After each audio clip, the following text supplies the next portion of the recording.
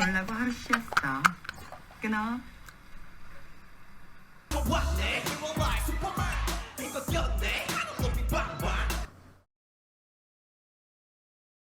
And then you ask me why he's my bias.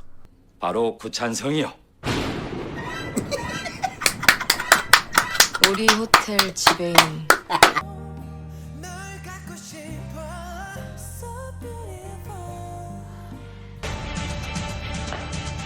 드디어 이놈의 낯짝을 보겠군.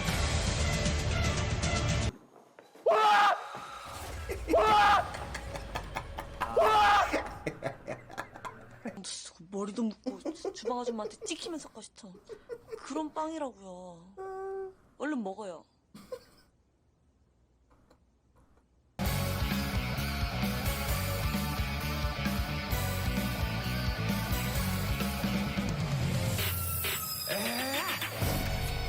Alright, we got a request from Lovely Wendy. This is the Burning Sun part 2. It's an hour and a half. Let's check it out, see what it's saying. If you're wondering why I'm not checking out part 1, because part 1 wasn't requested. Part 2 was requested. And I feel like the reason why they requested part 2 is because part 2 says everything that was said in part 1, but just in shorter form. Maybe. Let's get it. Maybe. At least that's what I'm thinking.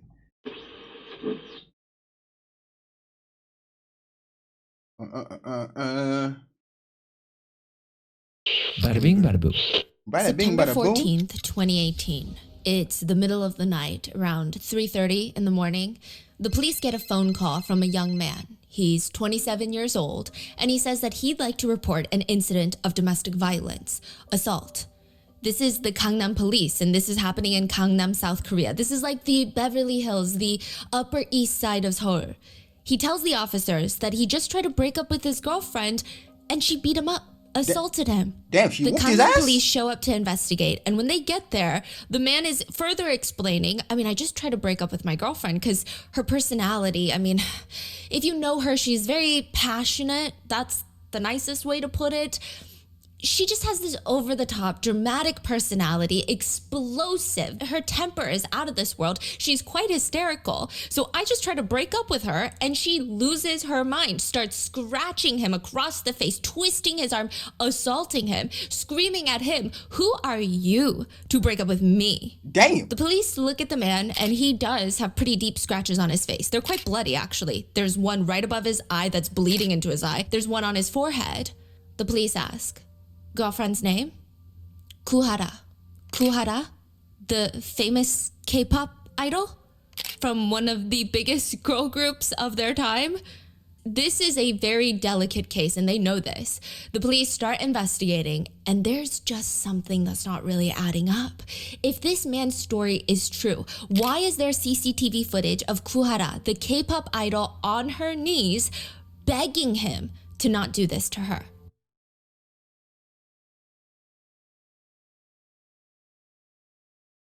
On the knees? On the... Hi! It don't make sense. Hey, what? But if he's such a waste, man, the way he's leaving you like this, why would you get on your knees for a man like this? It's a bit confusing to me. Because if you know he's not a night, like...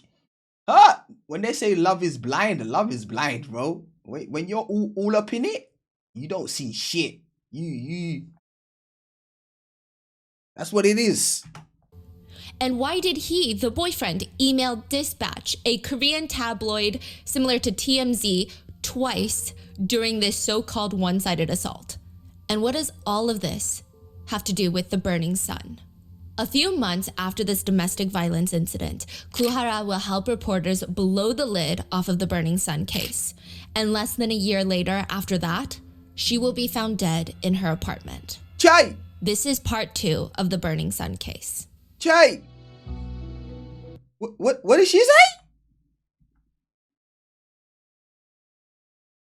Have to do with the Burning Sun. A few months after this domestic violence incident, Hara will help reporters blow the lid off of the Burning Sun case. And less than a year later after that, she will be found dead in her apartment.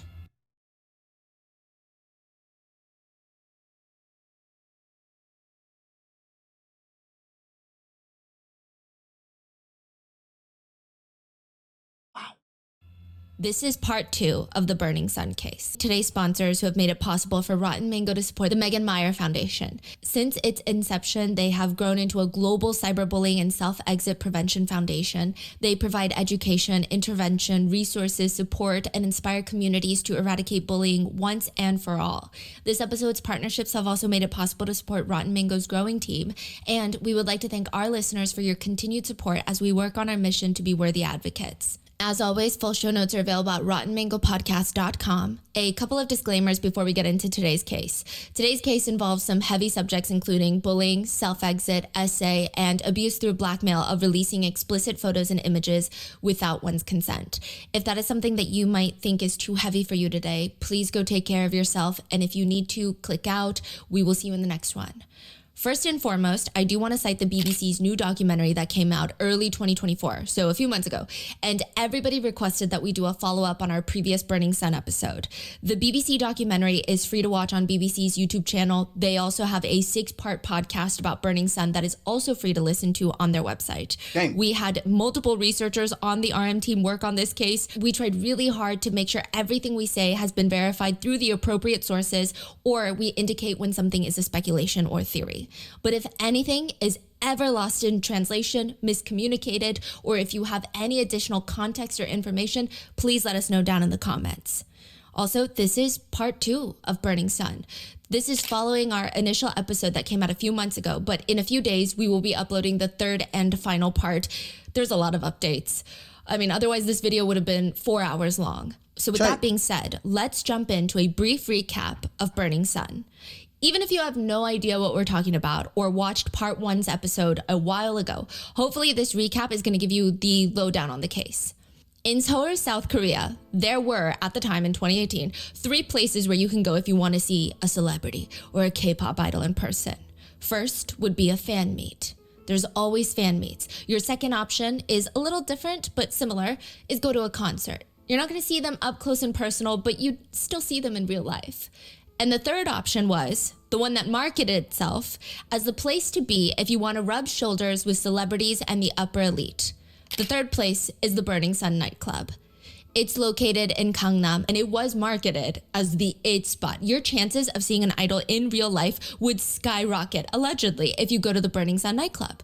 In fact, Seungri, an idol from Big Bang, one of the biggest K-pop groups at the time, would often DJ and promote the club. Most people, if you're lucky, you gotta wait in line.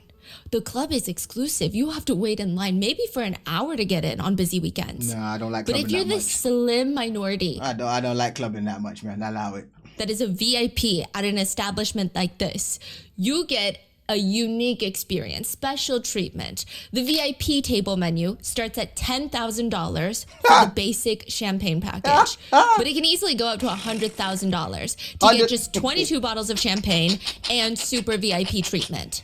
Hey, my friend, give me a glass of water, man.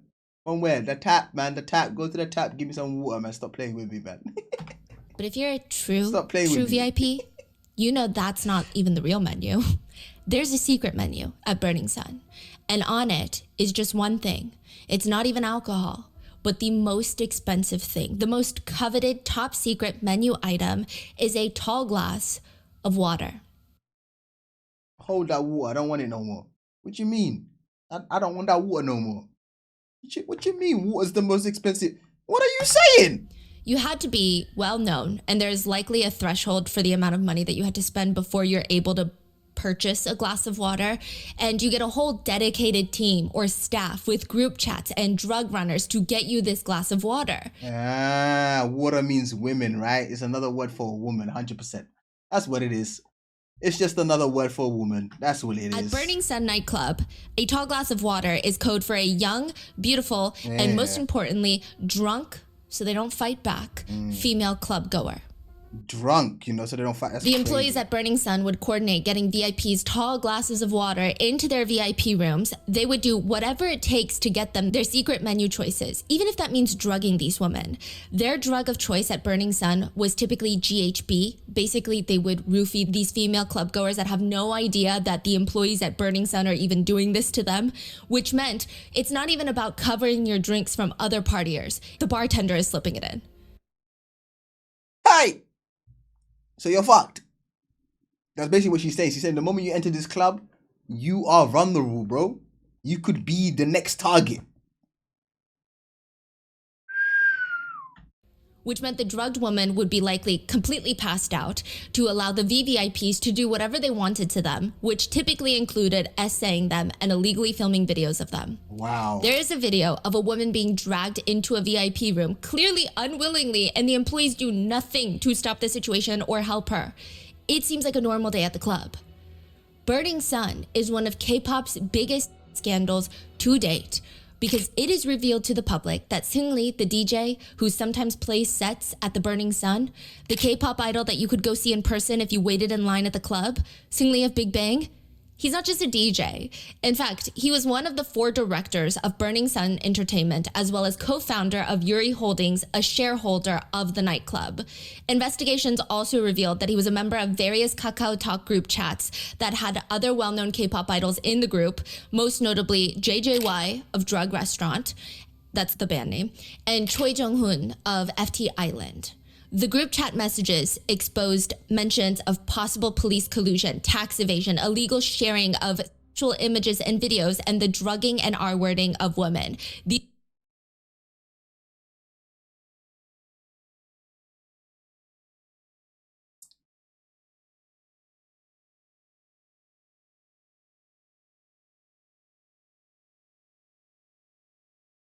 They did this on Taxi Driver. Yeah, this was an episode, right? These videos were shared into these group chats. Additionally, it has been stated that Seungri, as a way to get investors into Burning Sun to invest in his businesses, he would procure women to sleep with the VIP investors. The central figure in the Burning Sun case is Seungri from Big Bang. Damn. The chat logs can be split. Brother, you're a part of Big Bang. What are you doing? Why are you even in a club DJing is my first question. I don't give a damn if you're like, oh, but I just love DJing, you know, I just love it. No, bro. What are you doing there? Go home. Into 2 different types of activities. One, which consists of Seungri sourcing women for his VIP investors, and 2, which consists of Seungri and other K-pop idols sharing videos of women that they have slept with consensually and sometimes not consensually, and videos of women that look like they are drugged and appear to be unconscious and did not consent to intimate relations or to being filmed.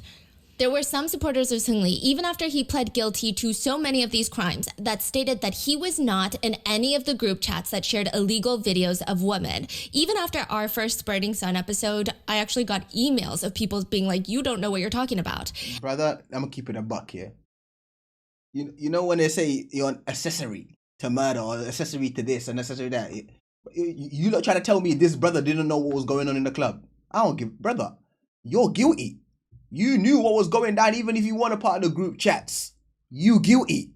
Your ass should have been up and out of there as soon as something happened. Straight leave, report to police, go about your business, go enjoy you and your group, chill. But nah, you stay there. I want to DJ, Brother, please. And that the chat rooms are 2 unrelated group chats entirely. And to those people, doesn't matter. I think that they're entitled to their own opinions, regardless of if it's rooted in reality or not. However, I do hope common sense finds you soon. And I do... She chose violence. Chai. She said common sense is not common. She said common sense is not common. Chai. Do wish them the best in their journey of self-healing that will hopefully come one day. In May of this year, 2024, new footage and chat logs that have never been seen before were published by the BBC, where there is clear, irrefutable evidence that Seungri was in those group chats that shared explicit videos of women. One piece of evidence provided by the BBC, Seungri responds in a group chat to a video that is sent of an unconscious woman being essayed. That was released by the BBC. If you believe that Seungri is still innocent and not involved in those group chats, please tell Seungri to file a defamation lawsuit against the BBC, which he has not done so far, at least as of public. Please don't skip. Am I getting ads? Why am I getting ads? YouTube Premium is the biggest fraud, bro. You got YouTube Premium, you're still getting ads. I don't understand it, bro. Have we I'm heard so from his attorneys, confused. even though we have been accused of defaming his great character? And not to mention, a new video was also published by the BBC of Seungli angrily gripping a woman's arm, dragging her while screaming, shut up, follow me."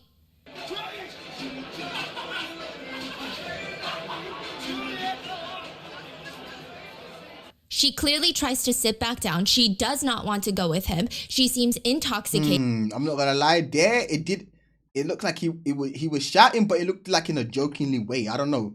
It looked like everyone knew each other. I'm not gonna. Am I bugging? Wait. While screaming, shut It up. looked like shut everyone up, knew follow each other. me." Wait. He's smiling there. I don't know.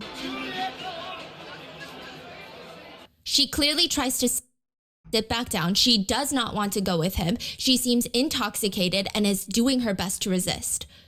We have no further context to the video, but I don't think anything is needed. There are so many better hills to die on than that of a man who treats any woman or He smiles to other men. I don't know. It looked like there was music being played. For me, what I saw, it looked like he was asking her to come up and dance or something. I can't understand the language, but it looked like she was asking her to come up and dance. She was like, "Nah, I don't want to. No, please, I don't want to dance. I don't want to dance." Like, that's what it looked like to me. But again, I need to see the whole thing. anyone for that matter like that. Regardless of any excuse, context, explanation that one can muster up, it's gross. And he's not going to pick you regardless of how many Medium articles you self-publish for him or how many Twitter essays you write. She was but drunk, one I of the think. most important things that the new BBC documentary has highlighted is the quote, whistleblowers of the Burning Sun case. To give you some context, the news of what was going on in Burning Sun would start unraveling to the public November of 2018. Not even a full year after the club opened. CCTV footage would come out involving an incident with a man named Kim Sang-gyo, who claimed that he was a club goer that was physically assaulted by the Burning Sun staff because he tried to prevent a woman from being drugged. Kim was arrested at Burning Sun on charges of sexual assault. However, he made his own allegations stating that he was trying to prevent a different woman from being assaulted by somebody else, and that the charges against him are indicative of collusion between Burning Sun and the police.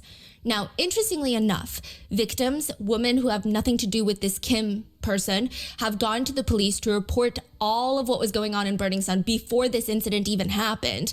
But it wasn't until Kim's situation that the investigation was kickstarted into the Burning Sun nightclub. So as a result, mainstream media news outlets begin mass reporting Kim as the whistleblower of the Burning Sun case.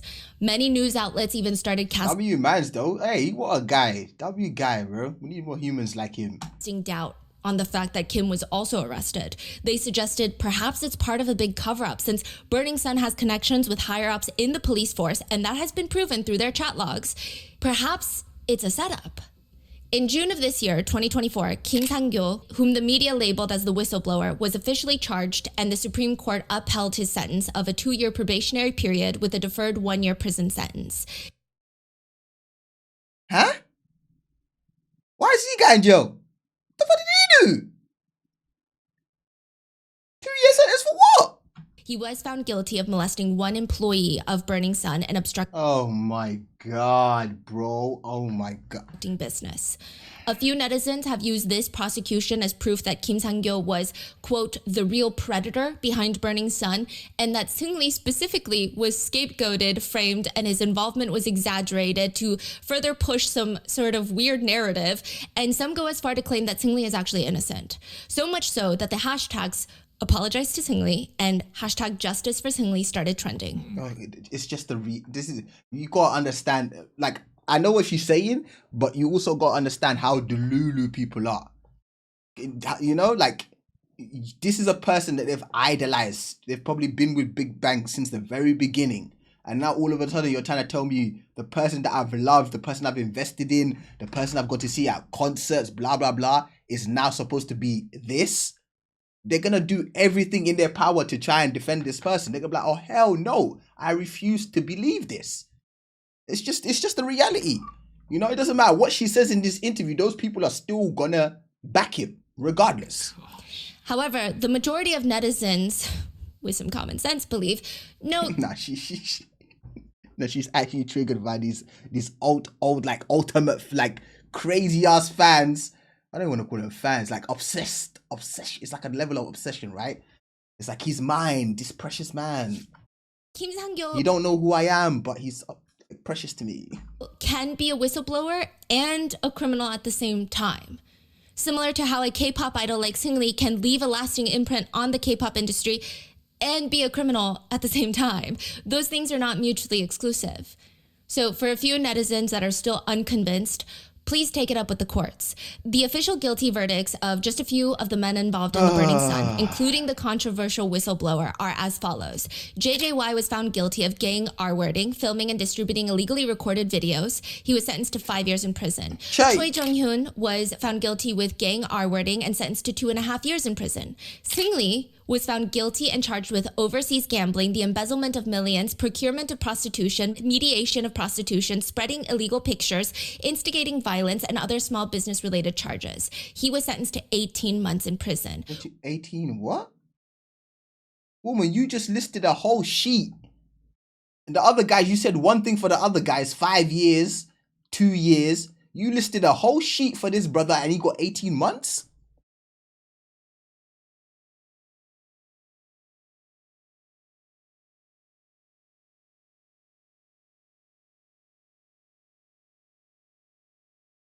And as I've grown up, I've realized that 18 months, brother, I'm not gonna lie, 5 years ain't even shit no more. As I've grown up, I realized a year ain't shit, 2 years ain't shit, 5 years ain't shit. Back in the day when you were in school, you used to be like, yo, what's your 5-year plan? I'm like, 5 years? Whoo, that's a long time. As I've grown up, I'm like, 5 years? I can't really do shit in 5 years. What can I do in 5 years? It's not much time. You wake up, boom, year gone. Brother, it's October. It's October 2024 and this year feels like it started yesterday. It's crazy. 18 months? Which he pled guilty to. Of course, I'm gonna take 18 months. What? If I know all the shit that I've done, I'm gonna take 18 months. I'm gonna be like, yeah, guilty. Give it to me. Let me go relax for 18 months real quick, put my legs up, get my nice little suite, so when I come out, I can enjoy the money that I got hidden and shit. I'm gonna take the 18 months. Kim Sang-gyo, the quote whistleblower, was found guilty and charged with molestation and obstruction of business. He was sentenced to 2 years probation and a deferred prison sentence of 1 year. All 4 of these individuals were found guilty beyond a reasonable doubt until irrefutable evidence comes out, which I haven't seen a single solid piece of evidence that is verified and can actually be argued in the court of law in any of the Twitter essays, Twitter graphics, long threads, Medium, self-published articles. I haven't seen anything. Until irrefutable evidence comes out and officially exonerates these men, those are their sentences, those are their crimes, and those are their records. If you want a further deep dive, feel free to watch our previous episode on Burning Sun, which will be linked in the description. But one of the more important aspects of the new BBC documentary is that it has shed light on 5 women that are responsible for exposing the Burning Sun scandal. The 5 women who honestly should be remembered as the real whistleblowers and the ones who blew the lid on Burning Sun. Should be remembered. This is the story of how... Wait, she's saying should as in like past tense? All 5 of them? Nah, no way. One woman's police report would kickstart the entire case. A second woman who secretly dropped 3 USB drives off at a lawyer's office containing all of the evidence. The third woman who suffered death threats and 2 miscarriages and still would not back down because she believed the public deserved to know the truth. The 4th woman who risked her entire career to conduct her own investigation, find the victims herself, and go up against the police. And the story of a 5th woman who sacrificed friendships in order to track down a corrupt police official and who would be found dead in her apartment before anyone could say thank you. Reporter Kang inserts a USB drive into her computer, and now it's the waiting game. It's taking longer to load all these files, a lot longer than she initially expected. I mean, she kind of had an idea of what was going to be on the USB drives. Her friend who happens to be an attorney called her and he's like, hey, I need you to take on this big case involving this massive K-pop star that is allegedly involved in some shady activities in their private lives. A whistleblower had dropped off 3 USB drives filled with evidence at the attorney's office under one condition. She remain totally anonymous. Both the attorney and reporter Kang have a vague idea of what's going to be on these USBs. 3 years ago, there was this incident. A woman had walked into the police station and reported that her boyfriend had secretly recorded explicit videos of her. The boyfriend is brought into the police station, but he states, unfortunately, oopsie, my phone is broken. What do you know? Like, what are the odds of that? He has his phone taken to a private third-party tech shop to recover the deleted files to show the police that he did not have those files of his former girlfriend on his phone like he was accused of. Now, the anonymous girl working at the tech store receives a phone call from an attorney. And they want to talk about the phone that's sitting on her desk right now. The attorney tells her, more or less, let it go. You don't even have to touch the phone. Just say that you went through the phone and you couldn't find any files. Tell the authorities that there's no files to be recovered on the phone. It's a big misunderstanding. Even the authorities want to just get this case over with. It's a nuisance. It's very, very, very shady. And of course, it piques her interest. She's able to recover all the files on the phone, but she doesn't just find the video of the ex-girlfriend, the one that reported him to the police. What else she finds hundreds of text messages, countless videos, and photos of other women that seemed drugged, unconscious, while being essayed. Hey! And the phone's owner? The famous, beloved K-pop idol, JJY. The girl working at the tech store makes a digital copy of all the files on his phone and collects 3 USB drives worth of evidence. Evidence that she sits on for 3 years because she's terrified. She finally finds... What you...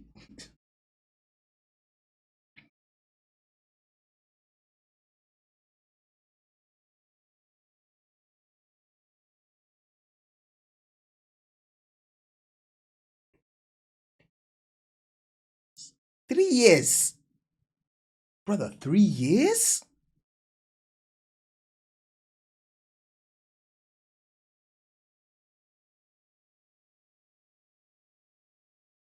$3 years? I mean, the moment you transfer the files onto those hard drives, your life was already at risk. At that point, you might as well go do the home run, bro. Just do it all. Why are you waiting 3 years? Finds the courage to send them anonymously to an attorney. They're still gonna know it was you, Reporter bro, Park no? was the one that initially reported on this case. So reporter King has the USB drives. This is a completely different reporter. This is in 2016. She hears about the police report of JJY's ex-girlfriend alleging that he has videos of her, explicit videos that she did not consent to, on his phone. She writes a few articles about this, and she gets torn apart, ripped to shreds, because by this point, there is no proof that JJY, the idol, had recorded videos of his girlfriend without consent. In response to reporter Park's articles, JJY holds a press conference where he states, first of all, I sincerely apologize for causing controversy with this incident. The woman who pressed charges against me was my ex-girlfriend, and even though we split up, we remained good friends. The video in question was filmed as a joke with consent, and it was deleted right away. I've been working a lot recently, and that led us to arguing. And in the middle of that argument, she filed a complaint to the police against me. But since being questioned by the police, she has withdrawn the charges. Reporter Park is ripped to shreds. Comments on Reporter Park read, Park trying to f up a person's life with her stupid article. Breaks my heart thinking about JJY crying about all of this. Seriously, go die, Reporter Park. Look at that face on Reporter Park. It makes me want to stomp on it. What a bitch of a fucking filthy lower class jealous of these men. If her network doesn't fire her, I'm gonna set their building on fire. Reporter Park would receive death threats, explicit photos of private parts. She would be doxxed and bullied for years after these articles that she published. She was scared for her life, stressed, terrified, villainized, and ultimately she miscarried twice and she lost her ability to have children after that. Damn. Nobody believed her. But now, 3 years later, Reporter King has the USB drives that the tech shop worker had copied and kept as evidence. Reporter Kang starts feeling the nerves creep up on her. The files are done loading. She clicks on the first file, and it takes her a few seconds to even understand what she's looking at right now. It is not the ex-girlfriend that initially made the report against JJY. It is a video of a completely different woman, naked, in a bed, and she looks like she's on drugs, or she's practically asleep. She looks completely unaware of what's going on and what's happening to her, and the fact that she is being sexually assaulted right now. By JJY. Yes. Reporter Kang says her heart starts beating faster and faster. She clicks the next video file and it's another intimate act, a woman engaging in oral activities with a guy, but it seems like she doesn't know that this is being filmed. It seems like it's being covertly recorded. There's a video where a woman is clearly unconscious. Some of the other ones, it's hard to even know if they're consenting or not because it's hard to know if they're even awake. You can't really say for sure, oh, they're awake or this is just, you get it. So he's... What a creep, bro. Like, why? What a... Ugh. My God. It don't even make sense. It don't even make, like, it's... Nah, bro. There's a lot of ill people in this world, you know. I'm gonna keep it a buck. There's a lot of sick people. A lot of people that need a lot of help. A lot of help. And even the help won't help them. Because it don't make sense. Imagine, look, you're an idol. Already that status alone could get you a lot of females. Let's keep it a buck, right? That status alone, I am a K-pop idol, can get you a lot of females without you even having to try. So why would a brother need to end up doing shit like this? Because he's sick. That's it. He's sick. A lot of the videos look like whoever is filming wanted it to be filmed without that party's consent though. So already illegal. File after file. There's more K-pop idols. Huh? Wait, she married him? No. No.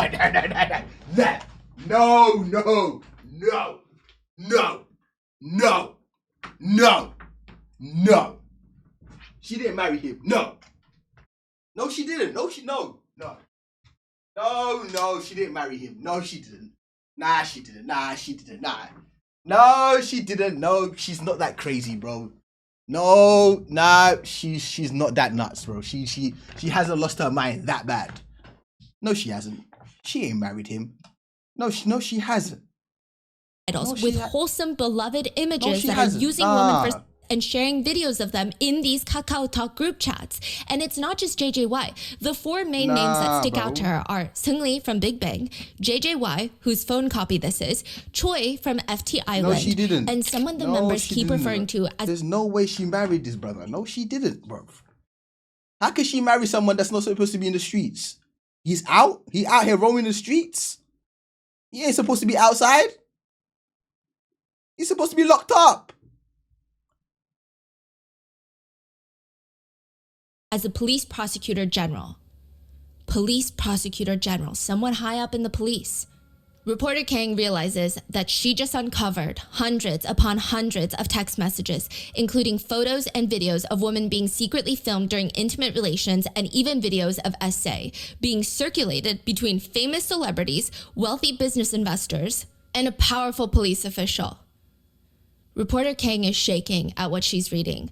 One message thread is of Seungri procuring women for his investors. He texts into the chat, "This Christmas, instead of us having fun, let's make others happy and feel satisfaction vicariously through that. Chairman Oe sends his yacht with crew and chefs from Japan to Busan every summer for us, so let's give him some fun this time." In another message, he writes, "Girls, get the good ones that give it good." A man named Kim responds, "I'm calling them right now, but I don't know if they'll give well. I wonder if they're only giving well, considering it's you guys?" JJY writes, "The Chinese ones will like the girls that look like they have a lot of plastic surgery." A man named Yu responds, "I'm getting the prostitutes ready now. When the two of them get here, Mr. K can take them to the hotel rooms." In another message, Seungri writes, "Wasn't yesterday's party so f***ing awesome? I can acknowledge that girl. I'm so into her. Her sister's also really fine." JJ... Come on, watch it, bro. Brother used to do that. If the family, like, bro, God, damn.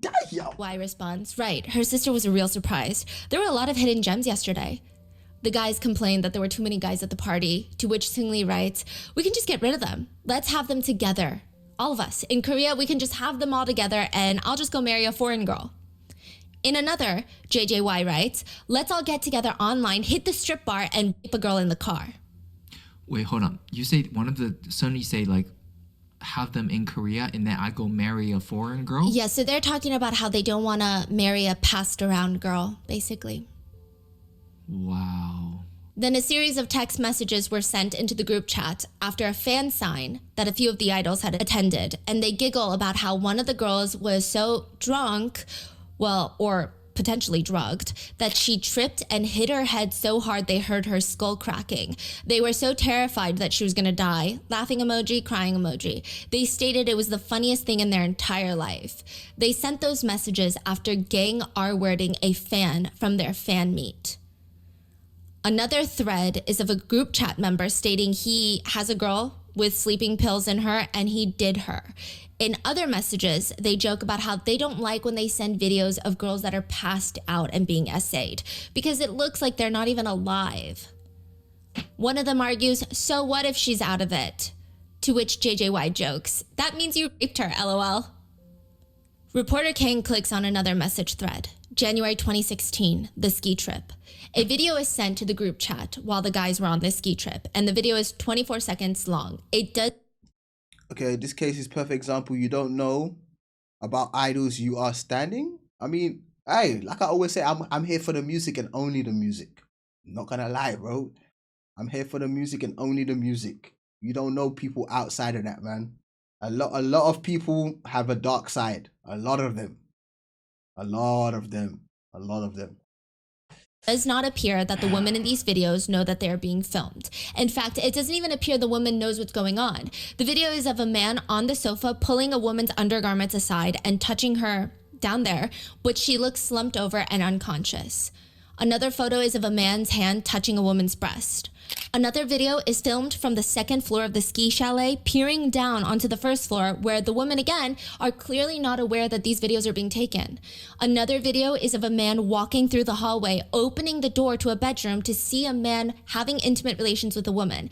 It is impossible to tell if she consents to the intimate relations, but clearly she doesn't know that she's being filmed.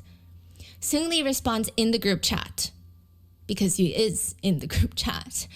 He responds, who is it? The friend Kim responds, hee hee, redacted's friend, redacted. The one who talks a lot? 1 minute later, he sends 3 more pictures. According to the BBC, all 3 pictures depict the R wording of unconscious woman. These messages are from 2016. 2016 is when Seungri and his group that he was a part of, Big Bang, were ranked one of the most powerful celebrities in all of South Korea. They were the first Korean artist to be included in the Forbes Celebrity 100 list. They were technically on top of the world. Wait, 2016, that's before Burning Sun opened. Yeah. So they've been doing this type of Yes. things like without the nightclub. Exactly. And nightclub only almost provided a space for them to do it even bigger. The nightclub employees that were interviewed for Burning Sun said the VIP rooms almost seemed intentionally constructed to be in the very back of the club where no one can hear anything. And it was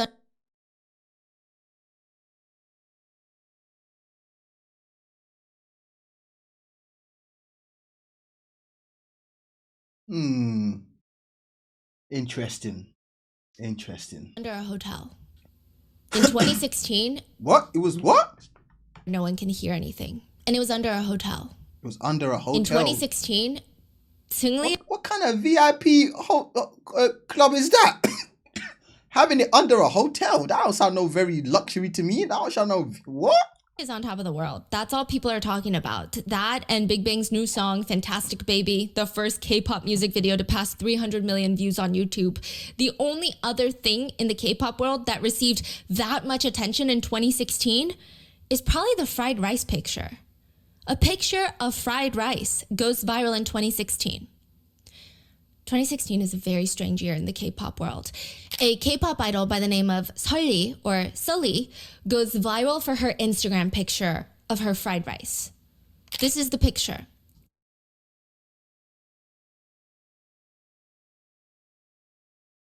What the hell am I looking at? That don't look like no fried rice. That looks like someone just vomited on something. What the hell is that? Is that supposed to be a penis? And that's the balls? The eggs are the balls? What the hell is that? You know those like hibachi grills, like silver top grills?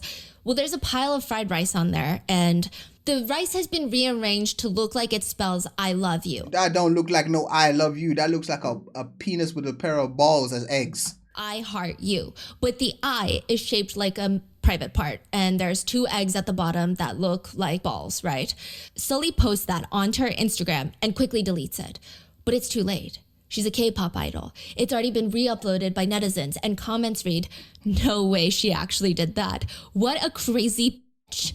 She must be getting some really good D right now. I honestly think once her attention drops, she's gonna release her own intimate video online. Wow, her boyfriend's D must be like a drug. I'm actually worried for her parents. A sane person wouldn't even post this on their private Insta. Are her parents not embarrassed for having raised their daughter like this? This was the confirmation for netizens. That little fried rice picture was confirmation that Sully, the K-pop idol, is a sex addict. Wow. Another comment reads, she's a sex addict. She needs therapy. It's like she was born to be an adult star. Have you heard of the group FX? Yeah. They were one of the most iconic groups in K-pop, and Sully was a member of FX. Sully has this very ethereal quality to her. She looks like a fairy. That's what she was known for. People really, really love Sully. She's very angelic looking, talented, and it's really hard not to root for her. When she first debuted, it was released that when she was younger, she would go to this church retreat where these 2 girls would repeatedly bully her. They would hold her head underwater and not let her come up, nearly drowning her. Since then, Sully suffered from severe aquaphobia, and she wasn't even able to wash her face properly for the longest time. Wow. But she's like, that's not gonna be my life. I am determined to challenge myself and overcome it. So one of her biggest bucket list items was going scuba diving, which she is eventually able to check off. She has this very it factor about her. A famous director... Respect, man. Respect. To overcome a fear like that, scuba diving, hell to the no. You couldn't even pay me to do that shit. No, I'm not doing it. would even say she's confident, shines under bright lights, and has the face of a princess. Of course she was going to be famous. 2013, 3 years before the fried rice scandal, Sully's image comes crashing down. She is caught by the paparazzi spending time with this rapper named Choiza, or I guess the English pronunciation would be Choiza. There is just a lot to unpack here. Choiza is around 33 years old at the time. Sully is 19. They have a 14-year age gap. On top of that, Choiza's rap name is allegedly after his, quote, large penis. So at first, both parties do not confirm the dating rumors, but a netizen posts on a forum about how they found Choiza's lost wallet and it had pictures of Sully in it, which, like, what are the odds? People start going crazy at this point. Again, their agencies That's easy to fake though, no? A wallet? A wallet's easy to fake, come on. are still denying. But let me see those photos. People's Those photos look pretty real to me. Ah, shit. lost wallet and it had pictures of Sully in it, which, like, what are the odds? People start going crazy at this point. Again, their agencies are still denying the dating. SM Entertainment, the agency that Sully is signed with, says Choiza is only a senior in the industry who's like an older brother to Sully. They are not dating. Since they're close though, they do meet often. Eventually, the relationship gets confirmed and all hell breaks loose. It's just unleashed on mainly just Sully. I mean, I think we can... But she's an adult. She has parents. If her parents don't disapprove of the relationship, who the fuck are we?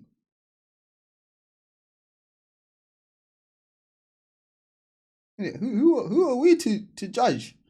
Why would you lie though? Because it's none of your fucking business. Very simple. That's why I would lie. It's none of your business. It's got nothing to do with you. Simple. We can all have our differing opinions on what age gaps we're comfortable with, but their relationship is not illegal. She was of age when... And then, well, that's not how people think. Well, that's not my problem either, man. They started dating. And I personally feel like I can't comment considering she seems to have a lot of love for him even after they break up. But I would hope that they were just good for each other, right? But there is a problem with how netizens react to the news of their relationship. After it's confirmed, news starts coming out about how Choiza is this romantic guy. He writes love songs for his girlfriend. That's the image that he's receiving in the media.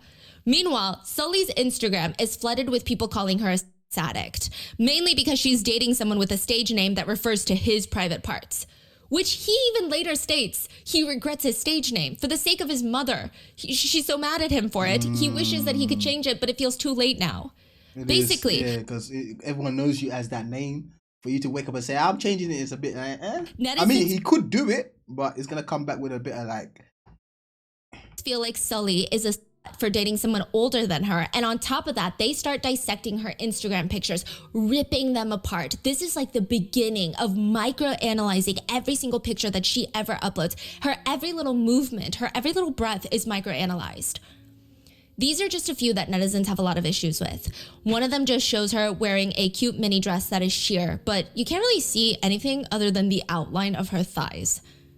Another one is her near a poster of a woman's butt. And it's like those cheeky little shops, you know, and they have the neon lights.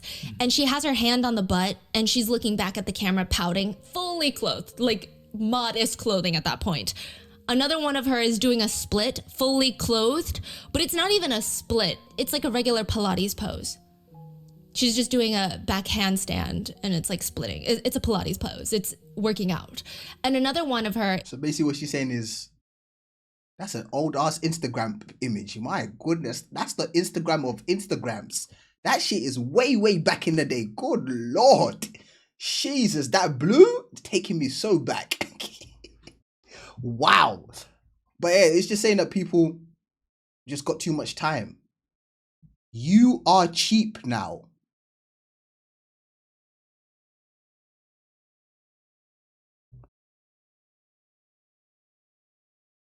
Wait, am I reading that right? Is in shorts, leaned up against the wall. All very normal, if not even pretty tame pictures to post on Instagram for a celebrity, but some netizens truly believed this was confirmation that Sully is a full-blown addict. My question is, and so what if she is? That's like, I'm genuinely asking, so what if she is? What difference does it make to you?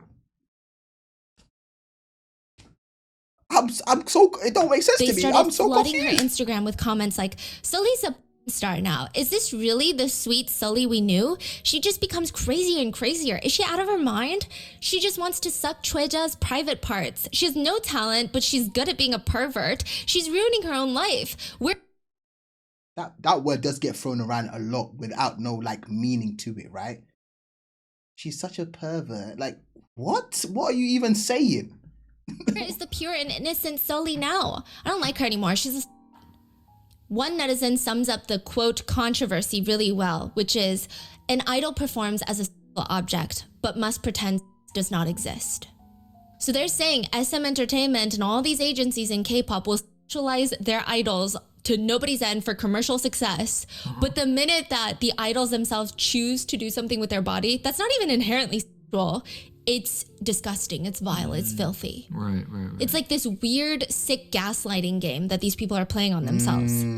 The controversy becomes so big that either indirectly or directly, it leads to Sully leaving FX, the group. She states that she will still be managed under SM Entertainment, but will pursue acting.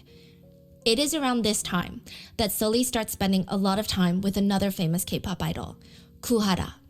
The two almost become best friends, inseparable, and they will die within a month of each other. Hara Die within a month? is a singer that debuted with the girl group Hara. So both of them are from like the most massive girl groups of all time. Hara was huge back in the day. They are one of the most memorable girl groups. They were one of the most popular South Korean girl groups in Japan. And out of the 5 members, Japanese netizens once nicknamed Hara specifically the most beautiful Korean girl group member. In Korea at one point, she was even nicknamed Gu Barbie. And around the time that Sully's dating scandal breaks, Hara has her own dating scandal. She's photographed at a park, walking around, holding hands with a man. It's nighttime, so it does seem like the two of them are walking around at night to avoid being seen. It seems more of like a private little escape. That's what it looks like. The man in the picture... Yeah, private little escape, yet we still see the photos. My, paparazzi don't sleep, do they? Paparazzi really don't sleep. Good Lord. With Hara is Highlight band member Young Junhyung. And Highlight is a K-pop group. Yes. And just wait, he's gonna come back around during Burning Sun. Interestingly, but not surprisingly, But why am I getting all? Because all the groups and stuff that she's mentioning, I'm like, yo, I like their music. Why I go for these members? Huh? FT Island, Big Bang, Highlight. Like, what? What's going on? Sully and Hara are the ones that are mainly criticized and bullied for being in a relationship with other famous celebrities. At the time, the two guys, they don't really get much, if any, backlash. Sully is accused of being a addict and a whore for dating someone over a decade older than her. Interestingly, he doesn't get hate for dating someone a decade younger than him. And as for Hara, a lot of toxic netizens just hate the fact that Chunyoung didn't choose them and that he chose Kuhara. Even though this is Kuhara's very first public relationship, she's a full-fledged adult, netizens give her the title of being boy obsessed. Even though she spends almost every waking hour at work, performing, practicing, doing tours in Japan and South Korea, and doing other work-related events, she is considered boy obsessed. All she can think about in that pretty little head of hers are boys. At this point, I'm gonna keep it a buck. Oh, this. Wait, I'm confused. He is the man that you know. So she married this guy.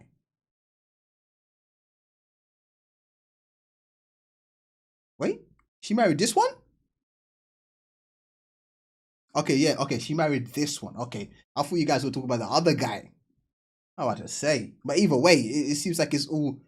So she's just some bad. Oh God, it's a lot. But I was about to say the reason why the females are getting attacked. I'm not gonna lie, it might sound crazy, but females are emotional creatures, easy targets. Guys, I'm gonna keep it about. Guys don't really give a fuck most of the time. We don't give a fuck. If you went to a guy and said, "Oh, you're a sex addict," he gonna be like, "Yeah, damn straight." I'm gonna keep it a buck. He gonna be like, "Yeah, I get around. I get me that good stuff."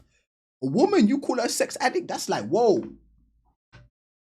You know what I'm saying? So it's two different games. These people know who they're targeting, bro. They know what they're doing. Some netizens are so riled up about her relationship with Highlight member Chunyoung that they're willing to do anything to prove that Kuhara is not worthy of dating him. Some netizens make it their full-time job to find something, anything that's going to confirm what they've all been thinking. Kuhara is not special, she's really not that pretty or talented, and she's not deserving of Chunyoung. That's what they're thinking. They're honestly like vultures. They act like they're working for the CIA when in reality, they're not being compensated. It's not their job. They're weirdly obsessed. And ultimately, he chose her, she chose him. So what are you talking about? How can you tell a brother what's good for him? You don't know me, bro. Why are you not trying to make this shit one-sided? A relationship is a two-way street. She chose him, he chose her. Instead of arguing something is for national security, they're just straight up trying to bully someone on the internet. Someone that doesn't even know that they exist. And they find what they're looking for. They dig deep into Hara's old social media from before she became famous. And an old picture of her resurfaces, kissing her boyfriend at the time. It's not even like actual, it's like a light little, and there's a picture taken. They keep digging. They come across a series of photographs that look like Hara and her then boyfriend. This is again before she's famous and her boyfriend's also not famous. There are a series of photos that look like from context clues. They're celebrating her birthday and maybe a dating anniversary. That's what it looks like, which is fine, but netizens find a few problems with it. First, in this series... How are these people so invested? Right?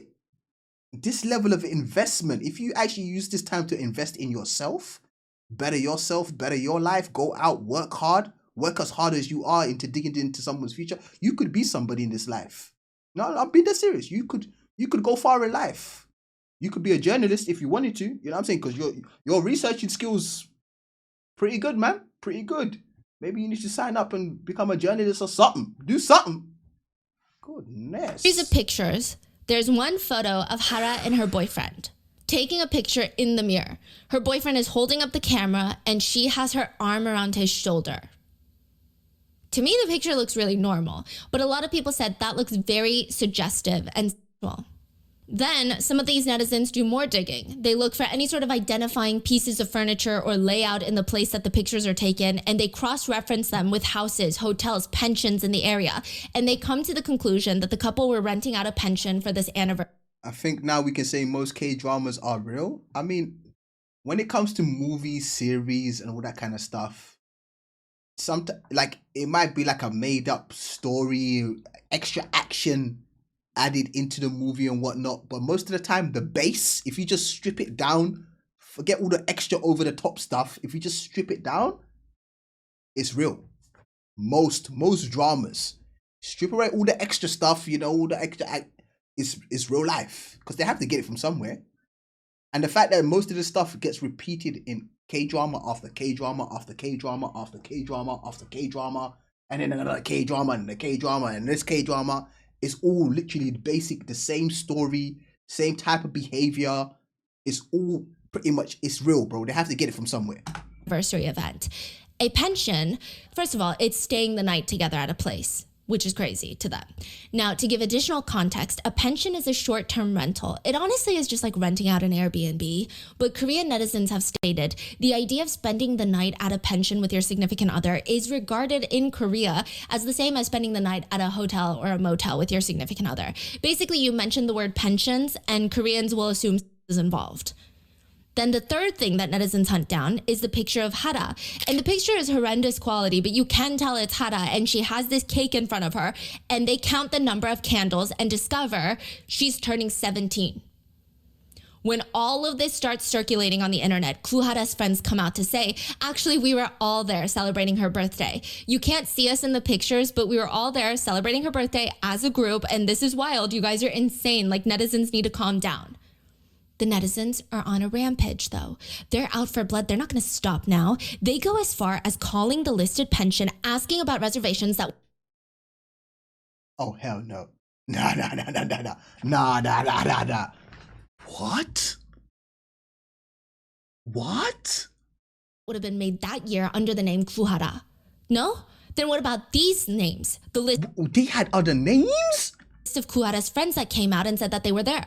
The manager stated there were no reservations under those names. The netizens take that as, okay, that means it must have been under Kuhara's boyfriend's name and it must have just been them as a couple.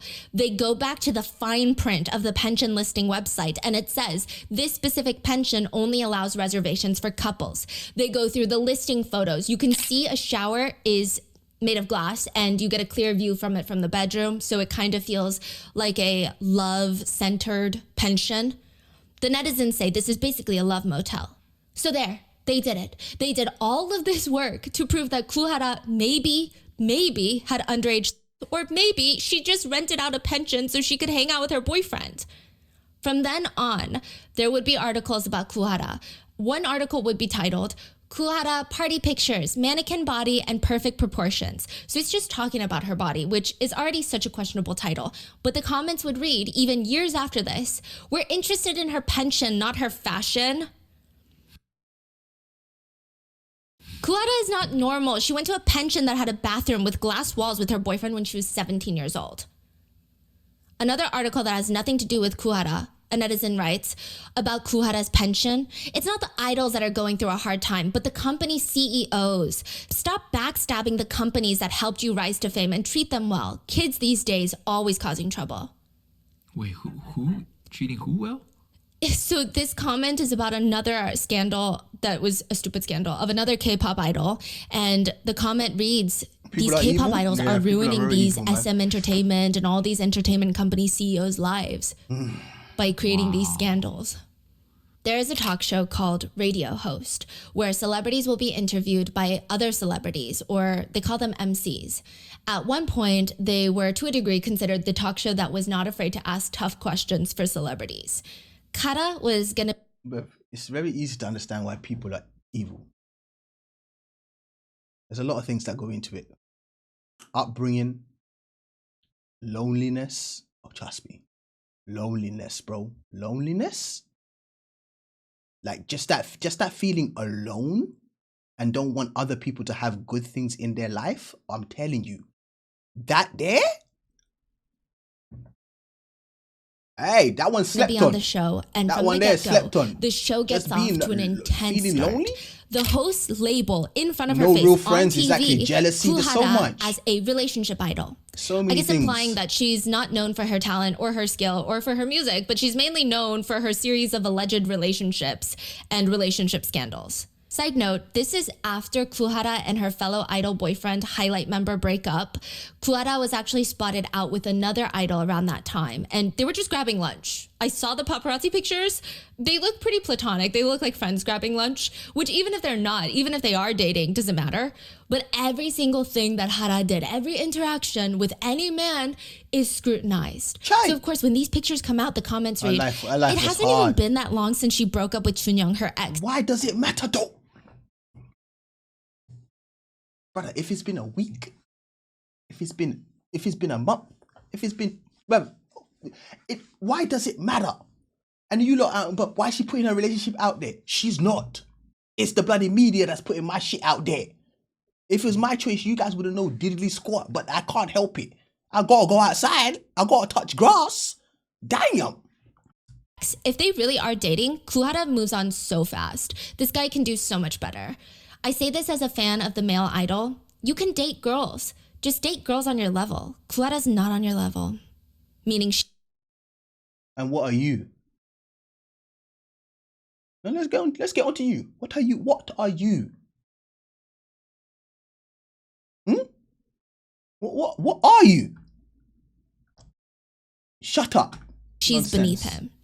Another reads, don't care, but he can do so much better. She was Don't care, but he can do so much better. Wait, huh? Wait, huh? Wait. I don't care. He can do so much better. So you care. All right, cool. in and out of a pension with a man since junior high and then dated Chunyoung not too long after her debut. And here she is with another man. She's one of those typical girls who just can't I'm live not gonna lie, my head's hurting. My head's starting to hurt. Every time I watch these episodes, my head starts to hurt, bro. without a guy. Because I'm just like, I like to make things as simple as possible, right?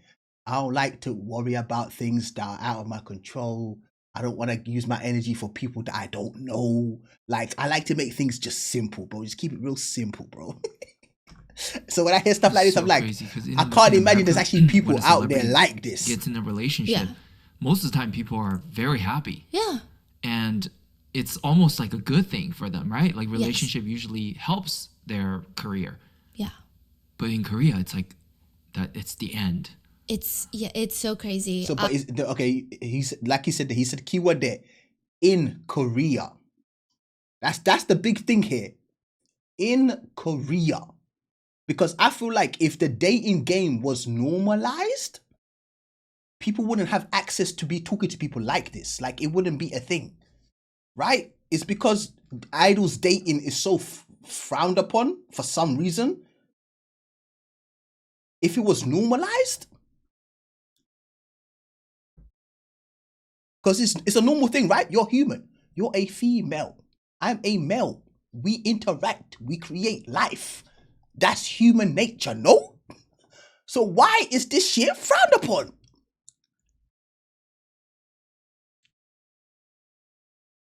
You know, marketing reasons, I get it, yeah. If the person's in a relationship, sales might go down and shit, blah, blah, blah. But then again, see, there you go. You're saying marketing reasons. So that there is telling me it's more about using idols as products, getting the sales, right? Don't really care about their personal life, their personal mental health and whatnot, knowing that humans, we need people around us and stuff. Don't care about that shit. Bring me my money. I want these psycho fans to feel like that you love them and they love you and they own you. That's a company issue. That's a cultural issue. That's a big problem, bro. That's a big problem. I It's find wrong. it a red flag when there are K-pop stans that hate idols being in relationships. Maybe if they're in a relationship with someone really dangerous or problematic, that's one thing. But if it's the idea of them dating, Yeah, like Karina apologized for being in a relationship. I remember that. Yeah. It's just bizarre. Oh, that's crazy. It's pretty clear that Hara knows that the hosts of the show are going to try and talk to her about these incidents, and she's not wrong. Kuhara is instantly uncomfortable when the hosts turn their attention to her, and they start off by saying that Hara was scared to be on radio host, and they're joking about it. They're like hee-hee-haing, but they say that in and of itself is telling, because a guilty conscience needs no accuser. What are you scared of if you have nothing to hide? One of the hosts. What are you scared of if you have nothing to hide? How about the abuse that I've been getting constantly for doing nothing but living my life? Now I'm on a show. You think I'm not going to be nervous? Brother, come on, man. Straight up asks her, what questions are you the most scared of? If you tell us, just don't talk about this, we won't talk about it.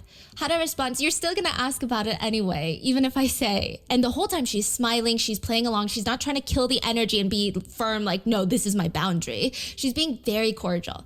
No, we won't ask about it if you tell us. Dating, I don't want to talk about dating. The male host responds, oh, that would take too long anyway.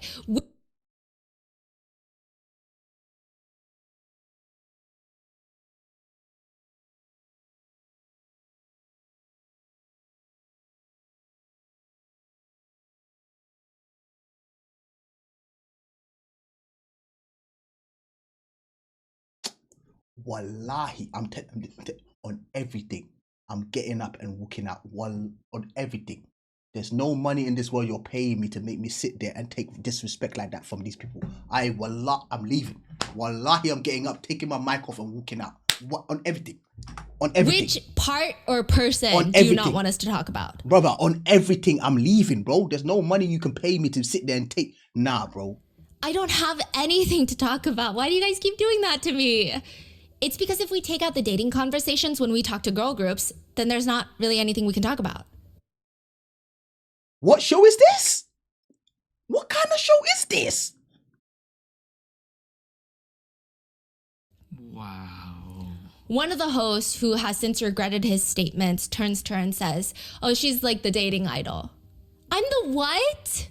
The dating idol. I'm not. Hara has a water bottle in her hand and she slides it across the table. I almost missed it because she doesn't chuck it. She doesn't throw it. She doesn't even slide it with much force. It's very like, stop. It's like if you were to throw a tissue at someone or to kind of gently tap someone's arm. Wait, isn't he the Super Junior guy? Isn't he? He's in Super Junior, no? Oh, my bugging. I know he was the judge on Peak Time, but what group is he from? Yeah, he is from Super Junior, stop right? It. It's more of the action that signals something rather than she's trying to hurt somebody. Remember this bottle. She pushes the bottle to the host that calls her the dating idol, and she's trying to laugh it off. But the host all seem shocked that she threw the bottle. This is crazy. Like, oh, like obviously she's like saying no. Like, how much more do you want someone to say no to? And then she gets called out for being not nice or oh, that's nothing. She's gonna have to formally apologize.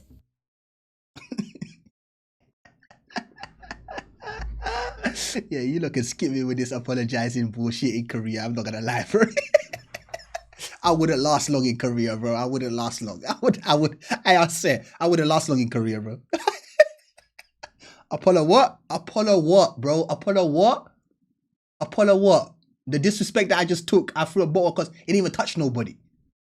He's lucky it didn't touch him because I was trying to aim for his forehead. You know, lost your damn mind. Apollo what? In a joking way, the host said, oh, you're giving this to us for him to drink it, right? Headlines will read, Kuhara gifts host with a drink, and they're all laughing. So you don't want us to talk about your dating? Yes, because even if we open the door and I talk about it, there's going to be weird articles written about it. Listen, some advice. Typically, once articles keep coming out, people stop caring so much. But interestingly enough, I looked into it and your relationship life doesn't seem as passionate as one might imagine. As I've said before, our Japanese promotions were very long, and that's all I'm going to say about that. The hosts joke that throughout the show, they're going to keep asking her. They literally say in front of her, it's okay. During the rest of the show, we'll keep nudging her to talk about it gently, like here and there. And she just laughs and says, no, please, no. One of the hosts pulls out his cards, like half of his cards that he's reading questions off of. Because you know those talk shows, they have the little key cards. And he says, well, if we don't ask about Hara's dating life, I guess half these cards are gone. And they're all laughing it off. And JY Puppy's there. But you can, even the way that JY Puppy's sitting, I can kind of see he looks kind of uncomfortable. Even JYP looks kind of uncomfortable because you can see when a person sits like this, that's a level of like, you know, because if he was comfortable, he'd probably be sitting like this as a guy, you know, hands on the side, chilling. But this is almost like protecting yourself. Right? You know what I'm saying? Like, this is like almost a form of protection. And you just have to laugh it off because everyone else is laughing. And he says, well, if we don't ask about Hara's dating life, I guess. And the head down on like this. Yeah, hey, JYP looks uncomfortable there. Half these cards are gone. Up until this point, it's a little awkward. You can tell Hara does not want to talk about these certain things, but the way that the both sides are playing it off, maybe you could pass it off as like one hee-hee joke. The 4 male hosts and Hara. And it is, up until this point again, it's not uncomfortable to watch because she's trying so hard to nicely, very professionally, and without killing this lighthearted atmosphere, she's trying to set a boundary. But the tone starts to shift when the girls reveal that one of the male hosts came to see them in the dressing room before the show, to which the guy MCs poke fun at the fact that the senior went to go say hi to the juniors. In Korean culture, typically the younger person or the junior in the industry has to go to the seniors and like insa, like say, hello, thank you for having me. Wait, they brought this up in the middle of the show? The girls brought it up and said, oh yeah, earlier when he came to visit us in the dressing room, and then the male MCs are like, wait, the senior went to say hi to you juniors? Wow. And the girls are freaking out and they're all waving their hand. No. We were getting ready because immediately this is gonna look really bad on news. And they know what they're doing. Yeah, Like they are purposefully like setting them up. Brother, do you hear? This is a show. They're trying to get as many clips. This is what you call clip farming of today. They were trying to get as many clicks, as many views, and many scandals and whatnot, problems, all to relate to that episode. They just wanted them views to. And most of the time, they don't realize they're doing more damage than good, right? They don't understand that when they're doing dumb things like this, asking stupid questions like this, you're doing more damage to your show than good. Respect goes a long way, brother. Respecting another human being will take your career far. Real life. Disrespect, oh, you might get you hyped for like 2 minutes, but then you're gonna die out real quick. Yes, and I know for maybe not a Korean audience, it sounds like, why would that be a setup? But in Korea, these types of honorifics, it's basically going up to your boss and being like that's literally what they're saying. No, worse than that. It's like a person without manner, just rude, disgusting, disrespectful. Yeah. Thinks they're the shit, thinks that they rule the world. Like it's giving a very bad connotation. And the girls, of course, they start freaking out. They're waving their hand. No. We were getting ready to come say hi. We were getting ready first, but we had to get ready first. Then another one of the Hara members reveals that one of the hosts came to say hi and Hara told him, please go easy on us. Like our personal lives, let's just keep it personal.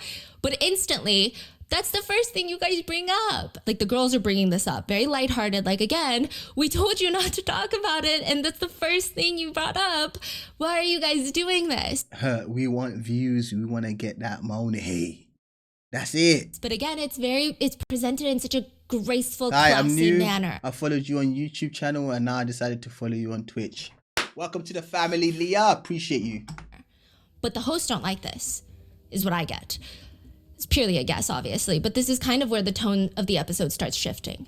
One of the male hosts turns to the co-host and says, I heard you know a lot about their personal lives. The male host looks very tense and he says, if I open my mouth, I can end Hara. Instantly, Hara stands up and again, she's smiling. She's still using her aegyo voice, which in Korea is like soft, cute voice. It's like she's joking angry. Like, stop it. What do you mean end me? Like, oh, but you can't be 100% confident either. She starts laughing and fanning her face and the hosts start cracking up and the guys just reassure her that he's joking. But Hara sits back down and turns around in her seat. She's facing away from the cameras and slowly the room goes silent. Wait, are you actually crying right now? Hara turns around smiling and wipes a tear from her eyes and goes, "Sorry, crying right now?" Nah, JYP. I'm looking at my guy. JYP looks so uncomfortable. Look at me. He's biting his bottom lip, bro. The man is biting his bottom lip, bro.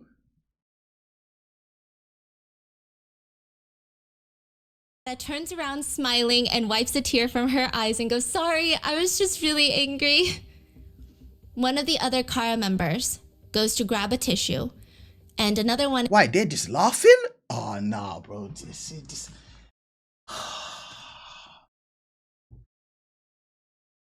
Hey.